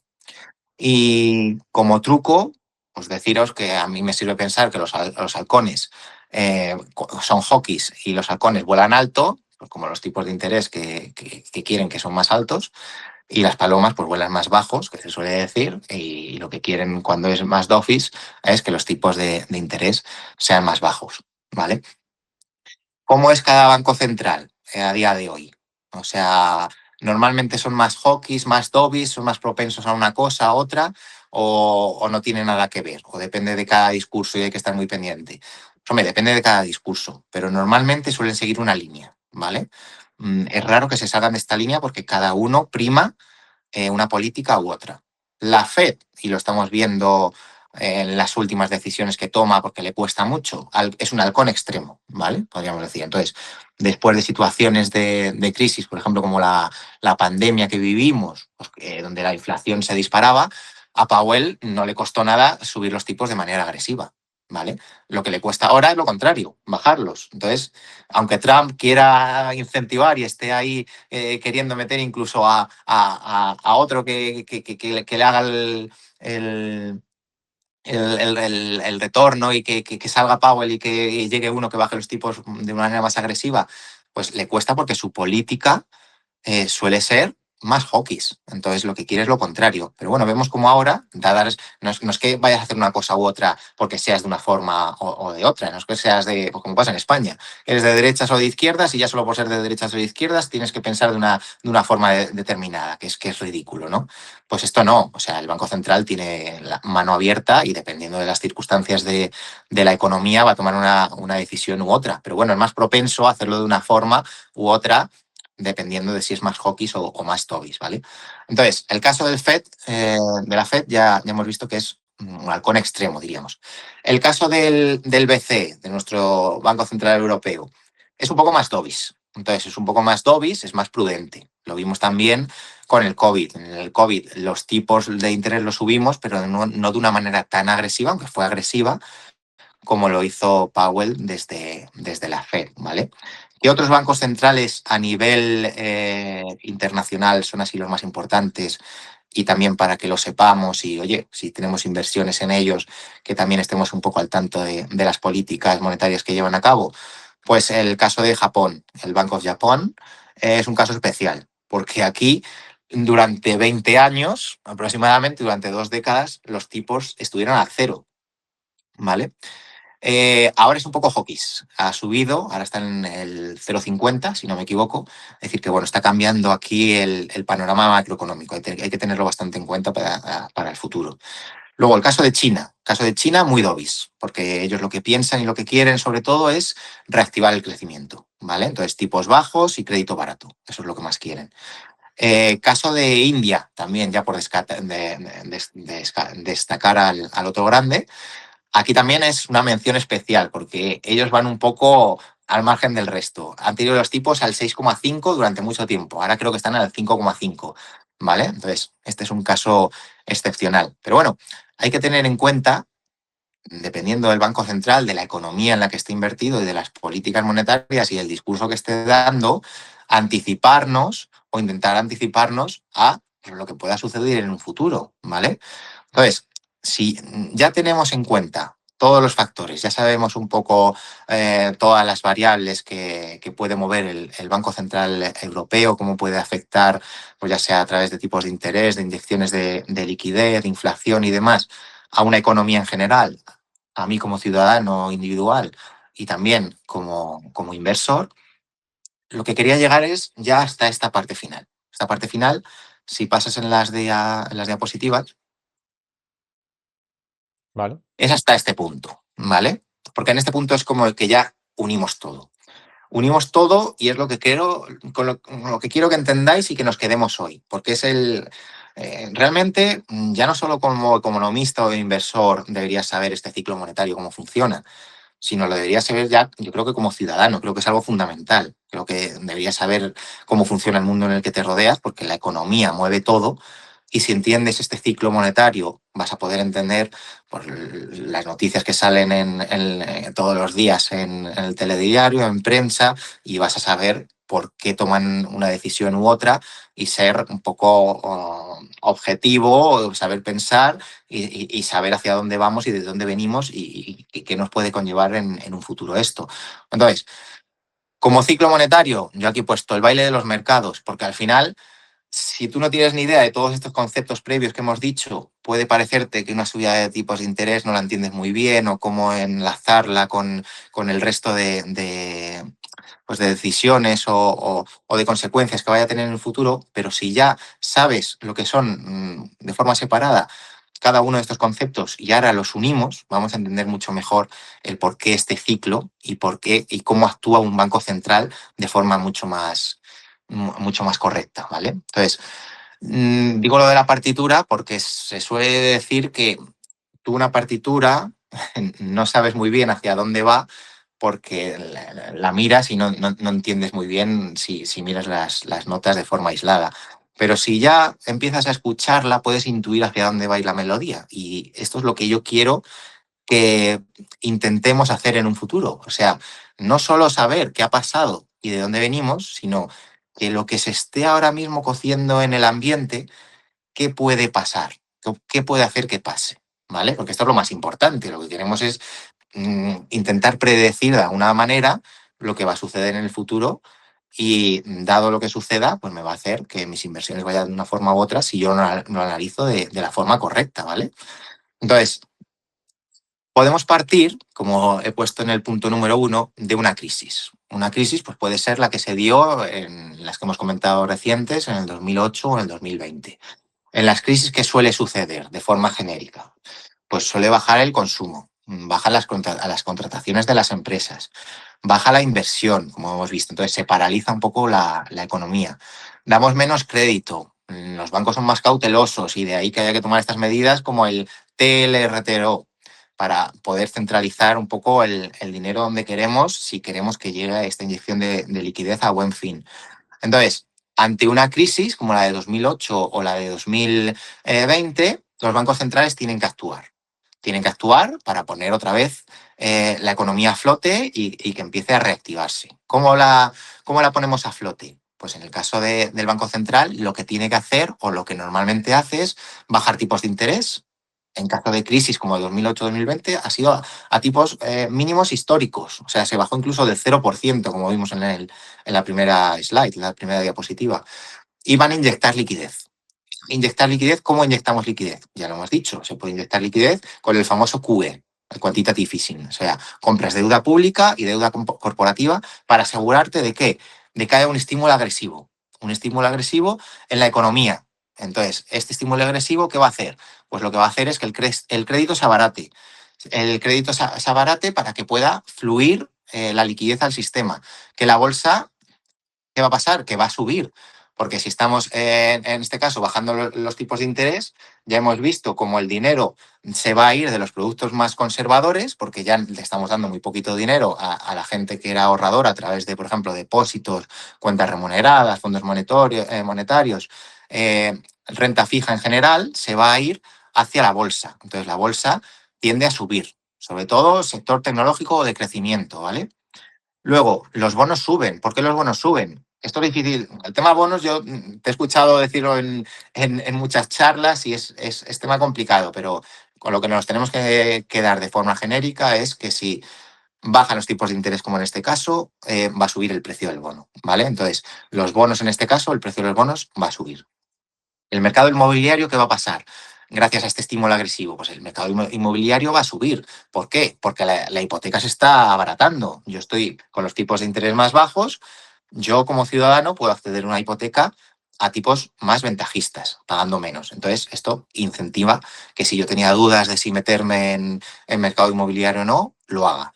Y luego, bueno, pues los depósitos bancarios, como hemos dicho, o cuentas remuneradas o demás, pues van a caer porque la gente va a sacar el dinero de aquí hacia otro tipo de productos. Esto cuando lo hemos visto, pues ha sido en épocas de crisis como la anterior que tuvimos es en el COVID. En el COVID, ¿qué pasó? La bolsa voló, la bolsa subió, el sector tecnológico, como acabamos de ver, según se estimaba, subió muchísimo y el Nasdaq, que es el índice tecnológico, duplicó en cuestión de unos 2 años o así. O sea que todo tiene una lógica y se ve de forma directa en los mercados, ¿vale?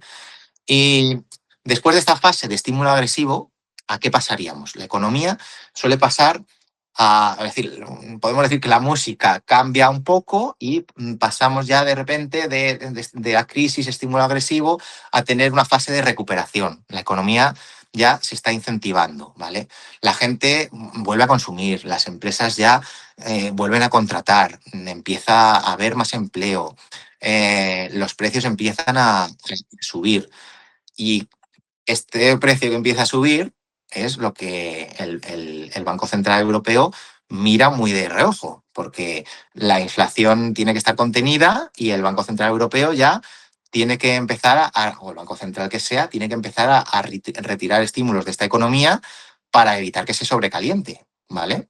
Porque si yo sigo inyectando liquidez y liquidez y liquidez, pues al final la inflación va a subir mucho. Pero esto ya es complicado. Entonces la tendencia suele seguir siendo alcista todavía, pero empieza ya a verse un declive en la subida de la renta variable en general, ¿vale? Entonces, ¿qué sucede? Pues que llega un punto en el que ya llegamos a un giro, podemos decir. O sea, ya se ha llegado a un punto en el que la inflación ha subido demasiado. Entonces, ha subido demasiado, pues por el motivo que sea, por esta inyección de liquidez, porque los precios energéticos han subido mucho, pero esto ya el BCE le hace pues oler humo antes del fuego, podríamos decir. Entonces, hay que empezar a controlarlo, ¿vale? Entonces, esta fase del ciclo lo que nos va a hacer es que haya un endurecimiento monetario, ¿vale? ¿Qué quiere decir un endurecimiento monetario? En este caso vamos a hacer lo contrario, vamos a subir tipos de interés y vamos a bajar los programas de estímulo. ¿Cómo se cortan los programas de estímulo? Pues ya hemos visto que una de las medidas puede ser el QT, el Quantitative Tightening. ¿Qué quería decir esto? Pues en vez de inyectar liquidez al sistema, lo que estamos haciendo es drenarla, ¿vale? No renovando el plazo de los bonos y no comprando ya bonos corporativos o de deuda, ¿vale? Entonces los mercados podemos decir que empiezan a temblar ya un poco. La renta variable suele caer, sobre todo igual sectores tecnológicos o que están sobreendeudados. La renta fija cae. ¿Por qué? Igual, relación inversa. Si estamos subiendo los tipos de interés, el precio del bono va a caer, ¿vale? Mercado inmobiliario, ¿qué va a suceder? Pues estamos en otra fase del ciclo y ahora el mercado inmobiliario lo que va a hacer es enfriarse. Ha pasado lo contrario. Las hipotecas, ahora me cuesta más pedir una hipoteca. Entonces, si yo estaba un poco reticente a pedirla, pues oye, está en plena subida de tipos, pues no voy a pedir, porque es que no sé lo que voy a pagar a final de mes. Entonces, lo mismo me lo puedo permitir, lo mismo no. De momento no la pido. Pues caen. Los depósitos, las letras del tesoro, ¿qué pasa? Pues que empiezan a interesar otra vez, porque empiezan a dar tipos atractivos y la gente empieza a pasar su dinero de inversiones más alternativas o más arriesgadas a más conservadoras, porque los tipos, oye, ya me está compensando el tener dinero aquí porque la rentabilidad es atractiva, ¿no? Y bueno, otro de los activos donde la gente suele meter su dinero en esta parte del ciclo es el oro, que es el activo refugio más utilizado en toda la historia. Entonces, el oro en estos momentos, si estamos en este ciclo o pensamos que podemos llegar a este ciclo económico y que las medidas que se están empezando a sonar en cuanto a bancos centrales, a discursos y demás, pueden llevar a este punto, pues quizá una inversión interesante pueda ser el oro, ¿vale? ¿Esto cuándo sucedió? Pues, por ejemplo, en el 2022. En el 2022 yo recuerdo que el Banco Central Europeo subió tipos por primera vez después de muchísimo tiempo, o sea, después de una década o más. ¿Por qué? Pues porque la inflación se había disparado a más del 9%. El Euribor también se había disparado, que es lo que decíamos antes, que la hipoteca de las personas había subido un montón. La bolsa cayó más de un 20%, cayó muchísimo. El sector tecnológico se había desplomado, como era de esperar, y yo recuerdo, como anécdota, que las letras del tesoro empezaron a salir en todas las noticias. Entonces la gente pues quería comprarlas como loca, ¿no? Y hacían colas en el Banco de España porque tenían que ir físicamente a comprar las letras del tesoro. Y yo, bueno, ya estaba yo en el banco y lo recuerdo como anécdota, que nunca lo había vivido, y se formaban colas en el banco para comprar las letras del tesoro a plazos cortos, ¿no? Y ya podemos decir que como fase del ciclo habríamos llegado a la cima. ¿Qué quiere decir la cima? Pues que la economía ya se va a empezar a enfriar, el consumo va a empezar a bajar, las empresas van a recortar previsiones, ya no son tan positivos como eran anteriormente, y el Banco Central Europeo pues, va a mantener los tipos elevados esperando a que haya signos de dar la vuelta a los mismos, ¿no? De bajada, porque no quieren bajarlo de golpe. Entonces, este giro, ¿cuándo va a empezar a producirse o cuándo el Banco Central, ya sea el Banco Central Europeo o la Fed en este caso, va a empezar a llevar a cabo esta bajada de tipos de interés, por ejemplo, este cambio de tono? Pues lo vemos en el pasado año, el 2024, que el BCE ya suavizó su mensaje, igual que la Fed, por primera vez en años y la inflación se moderó. También vimos cómo la renta fija vivió de sus mejores años también en la última década, que es lo que comentábamos también al principio de la charla, de que, oye, era una oportunidad bestial para la gente, oye, simplemente meter el dinero en un fondo monetario que te está pagando un 5% de interés. Yo eso no lo había visto antes. Entonces, no haberse aprovechado de esto cuando se veía venir, porque todo apuntaba a ello, pues esto es lo que quiero hacer ver, que el Banco Central muchas veces nos dice por dónde puede ir la economía y si nos aprovechamos de ella, ya no solo de las inversiones que tengamos, sino las que podamos llevar a cabo por las políticas monetarias que se puedan estimar que vayan a suceder próximamente, pues oye, si tenemos una idea clara de este ciclo monetario, sabemos en qué etapa del ciclo estamos y vemos lo que se puede aproximar, oye, es muy difícil saber cuándo se va a llevar a cabo todo. Pero ahora mismo, ¿quién diría que en el próximo año no va a haber una bajada de tipos, por ejemplo? Pues oye, lo mismo las circunstancias cambian, pero si cambias, tú cambias tu discurso y cambias tus inversiones acorde a ello. Pero ahora mismo todo apunta a que vamos a seguir una senda, pues vamos a seguirla. Esto es como, también me gusta hacer la analogía de decir, tú puedes llevar todas tus inversiones muy bien y saber lo que van a suceder con ellas. O sea, yo puedo ir por la carretera, perfecto, porque es la carretera de vuelta a mi casa y me la sé de memoria. Entonces ni miro las señales de tráfico. Pero oye, si te están poniendo una señal de obras, pues tendrás que aflojar, porque es que si no te vas a meter un castañazo. Entonces, si te están poniendo la señal de obras y no le haces caso, pues la culpa es tuya. Entonces, en las inversiones es igual. Tú puedes tener tu análisis, ser gestor o ser un inversor individual, estar llevando a cabo tus inversiones en función a lo que consideras que va a pasar con esta compañía, con este índice y tal. Con compañías hemos visto que es como todo el análisis más complicado, pero a nivel bursátil, que ya engloba un sector entero o toda la economía en general de un país, es más fácil saber o poder predecir hacia dónde nos estamos encaminando.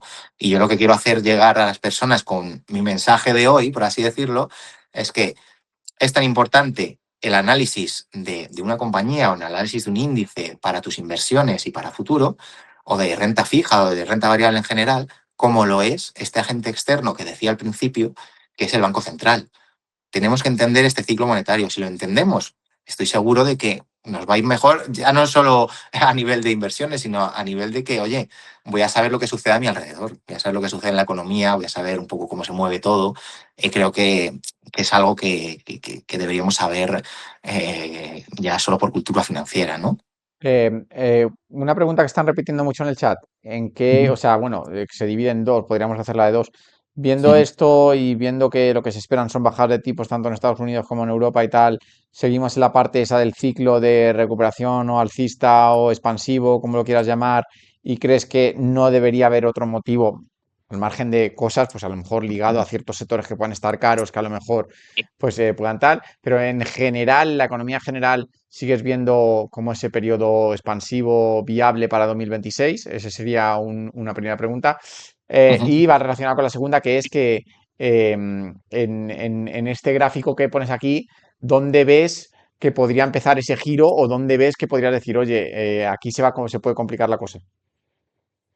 Vale, yo esto ya es un poco intentar predecir lo que Sí. va a pasar, es decir, que nadie lo sabe, pero como apuesta mía, también lo he comentado yo creo que anteriormente en la charla, yo diría que en la próxima reunión porque todo apunta a ello, bajo mi punto de vista, que en la próxima reunión del BCE, tanto del BCE como de la Fed, que es lo que más nos interesa, podríamos decir, la de diciembre, yo creo que se va a producir ya otra bajada de tipos. Otra bajada de tipos, ¿qué quiere decir? ¿Que van a bajar drásticamente? No, que bajarán 25 puntos básicos y que el año que viene, porque esto es lo que querrían hacer los bancos centrales y ahora mismo toda la situación, toda la economía apunta a ello. La predicción que se tiene que cumplir para que esto suceda, sobre todo, lo hemos visto también en las diapositivas anteriores, es a nivel de IPC, de inflación. Es decir, esto es lo que va a marcar, yo creo que en los próximos meses, próximos años. Si la inflación se cumple su objetivo, que ya sabemos que es en torno al 2%, y a nivel europeo dicen que ahora mismo, ahora está en torno al 2,1%. Para el año que viene quiere que baje. Entonces, si baja los niveles que tienen previstos de en torno al 1,7, 1,8%, para el siguiente año subir un poquito, esto, si se cumple y todo apunta a ello, porque son los datos que tenemos hasta a día de hoy, entonces no podemos decir otra cosa, lo que vamos a seguir haciendo es tener bajada de tipos. ¿Bajada de tipos hasta qué nivel? Yo creo que hasta el 1,5. Todavía hay un pequeño margen hasta ahí. La FED distinto. La FED ahora mismo está en el 3,75-4%. Bueno, esto no sé si también lo habéis comentado. ¿Por qué se dice, que a mí también me ha llegado esta pregunta en clase, ¿por qué se dice que la FED, su nivel, es un rango, su nivel de tipos? ¿No? Porque la FED dice que el nivel de tipos ahora mismo está en el 3,75 al 4%, y sin embargo el DFE, el BCE, el Banco Central Europeo, los tipos los tienen en el 2%, porque no hay un rango. Bueno, pues esto que sepáis que es porque la Fed usa un rango objetivo, ¿vale? O sea, no fija un tipo único, fija un rango para la tasa de fondos federales y luego ya pues no controla directamente el tipo efectivo que los bancos se prestan, luego se van a prestar reservas entre sí, fijan un suelo y un techo y mientras que se presten entre este suelo y este techo, perfecto, en cuanto a su forma de implementar la política monetaria, ¿vale? El Banco de España lo hace de otra forma, o el Banco Central Europeo lo hace con tipos fijos. Entonces, en este caso, tenemos el de depósito, que es el 2%, el de operaciones principales, que está al 2,15%, si no me equivoco, y el del marginal de crédito, que está al 2,40%. Entonces, todos son tipos fijos, ¿vale? Para la Fed, ahora mismo, igual, lo primero que hay que controlar y para el año que viene, para que suceda esta bajada progresiva, porque para que lleguen en torno al, pues yo diría que en torno al 3,25% todavía hay margen de bajada. Ahí hay medio punto básico o 0,70 o 75 puntos básicos que todavía debería de caer. Para que suceda esto, ¿qué tiene que suceder? Que los datos de inflación sigan acompañando. En diciembre quieren que esté en torno al 3,5% y el año que viene quieren que siga bajando en torno al 2,8%. Ahora mismo todo apunta a esto. Entonces, pues hay que seguir con lo que pensamos que puede pasar. Que los datos cambian. Ahora siguen saliendo datos de estos que no han sacado por el parón que tuvieron en Estados Unidos y de repente, pues, oye, da un vuelco a todo. Pues entonces, seguramente en diciembre no bajen tipos y habrá que considerar este nuevo escenario. Pero de momento, yo creo que no estamos en un mal momento. O sea, la gente se vuelve muy pesimista muy rápidamente y ven bajar el Bitcoin, el SP 500 ya X% y ya se piensa que estamos en una crisis. Y de momento no ha pasado nada. Totalmente, totalmente. Bueno, pues ya sabes cómo es el inversor retail, ¿no? Que es hoy a la luna, mañana al pozo y así cambiando de opinión cada 2 meses. Cosa que, bueno, por lo menos en mi comunidad parece que eso ya lo han entendido.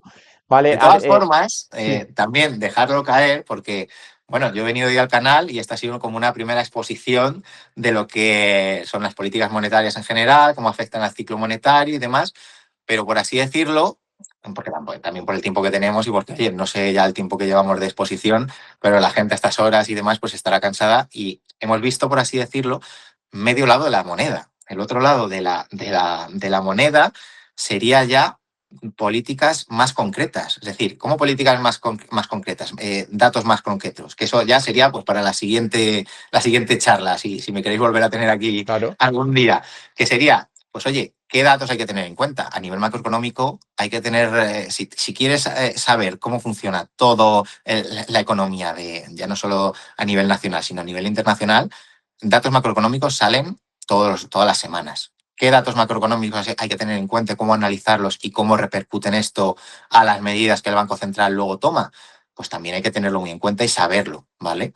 Esto ya es más complejo, pero bueno, se podría añadir otro día a lo que hemos visto hoy. Pues si salen datos de nóminas agrícolas, del non-farm payroll, de tasa de paro, salarios medios, PMI, ventas minoristas, los más importantes, porque hay 100.000, saber qué significan. Y oye, si está saliendo hoy un dato que no se esperaba, pues ¿qué repercusión puede tener esto? Si nos anticipamos y mi inversión está condicionada por ello, pues oye, o la cambio o invierto en algo que no tenía, Ya. que no había esperado y, oye, que me están poniendo poniendo la señal de tráfico y tengo que hacerle caso, ¿no? No, no, por supuesto que es bastante más complejo que decir la inflación X, pues hacemos sí, no, hay mil cosas, porque precisamente uno de los motivos por los cuales los bancos centrales hacen una X o Y es también por el mercado de empleo y de eso ni hemos hablado, ¿sabes? O sea, Eso es, que es, sí, que sí. es otro pilar de los bancos centrales, ¿no? Inflación justo, y empleo. De todas formas, Adri, justo. llevamos más de una hora, llevamos como una hora 40, una hora 50, y esto luego en YouTube ya sabes que penaliza el hecho de que a alguien le digas un ladrillo de hora y 40 de política monetaria, ¿no? Yo ya Eh, eso no entiendo, ya temas redes y temas tal, ya ni idea. de todas formas, Pero sí, sí. bueno, o sea, ha estado muy interesante y es difícil que hablar de estas cosas porque normalmente la gente, por lo menos la gente en mi canal, viene a hablar más de la inversión y esto es tan importante como lo otro y es otra pata más que hay que entender. Por recapitular, deciros que, bueno, ahí pone, si alguien quiere saber más sobre Adrián y tal, tiene un libro en Amazon que se llama ahí del vestuario a Wall Street. Le agradezco mil que haya estado aquí con nosotros. Espero a vosotros, chicos, que os haya gustado y por supuesto que volveremos a vernos, Adri. Yo encantado, vamos. A ver, yo todo esto que he dicho hoy, obviamente, en el libro lo tenéis. Entonces, si queréis profundizar más en esta materia, pues en el libro lo explico mucho más en detalle y, bueno, pues no sé si quedará más claro al que tenga alguna duda o quiera profundizar. Y bueno, también agradecer que me hayáis tenido como ponente o en la charla de hoy, porque oye, tenía muchas ganas de estar contigo, nos conocemos ya desde hace un sinfín de años y la verdad que para todos tus oyentes, que ya lo sabrán mejor que nadie, pero de verdad que yo lo que he visto en redes sociales, tampoco es que sea muy experto, pero la gente en general no suele tener mucha idea y menos de este mundillo. Entonces, encontrar a un profesional que se haya dedicado a ello, que sepa de todo este mundo mejor que muchos y encima que se explica de la forma que lo hace Andrés, es una ventaja. Entonces, hay que aprovecharlo y, oye, a ver, lleva muy poco tiempo, no es el tiempo que querrá estar dedicándonos José, a esto, pero hasta es entonces hay que divertido, sacarle provecho, ¿eh? es divertido, así que aquí estaremos mucho más tiempo. La gente del chat te da las gracias, Adri, y nada, oye, un placer y nos volveremos a ver pronto por aquí, seguro, 100%. Igualmente, chicos, muchas gracias. Adri, un abrazo. Un Venga, un abrazo. abrazo. Hasta Chao, chao. luego.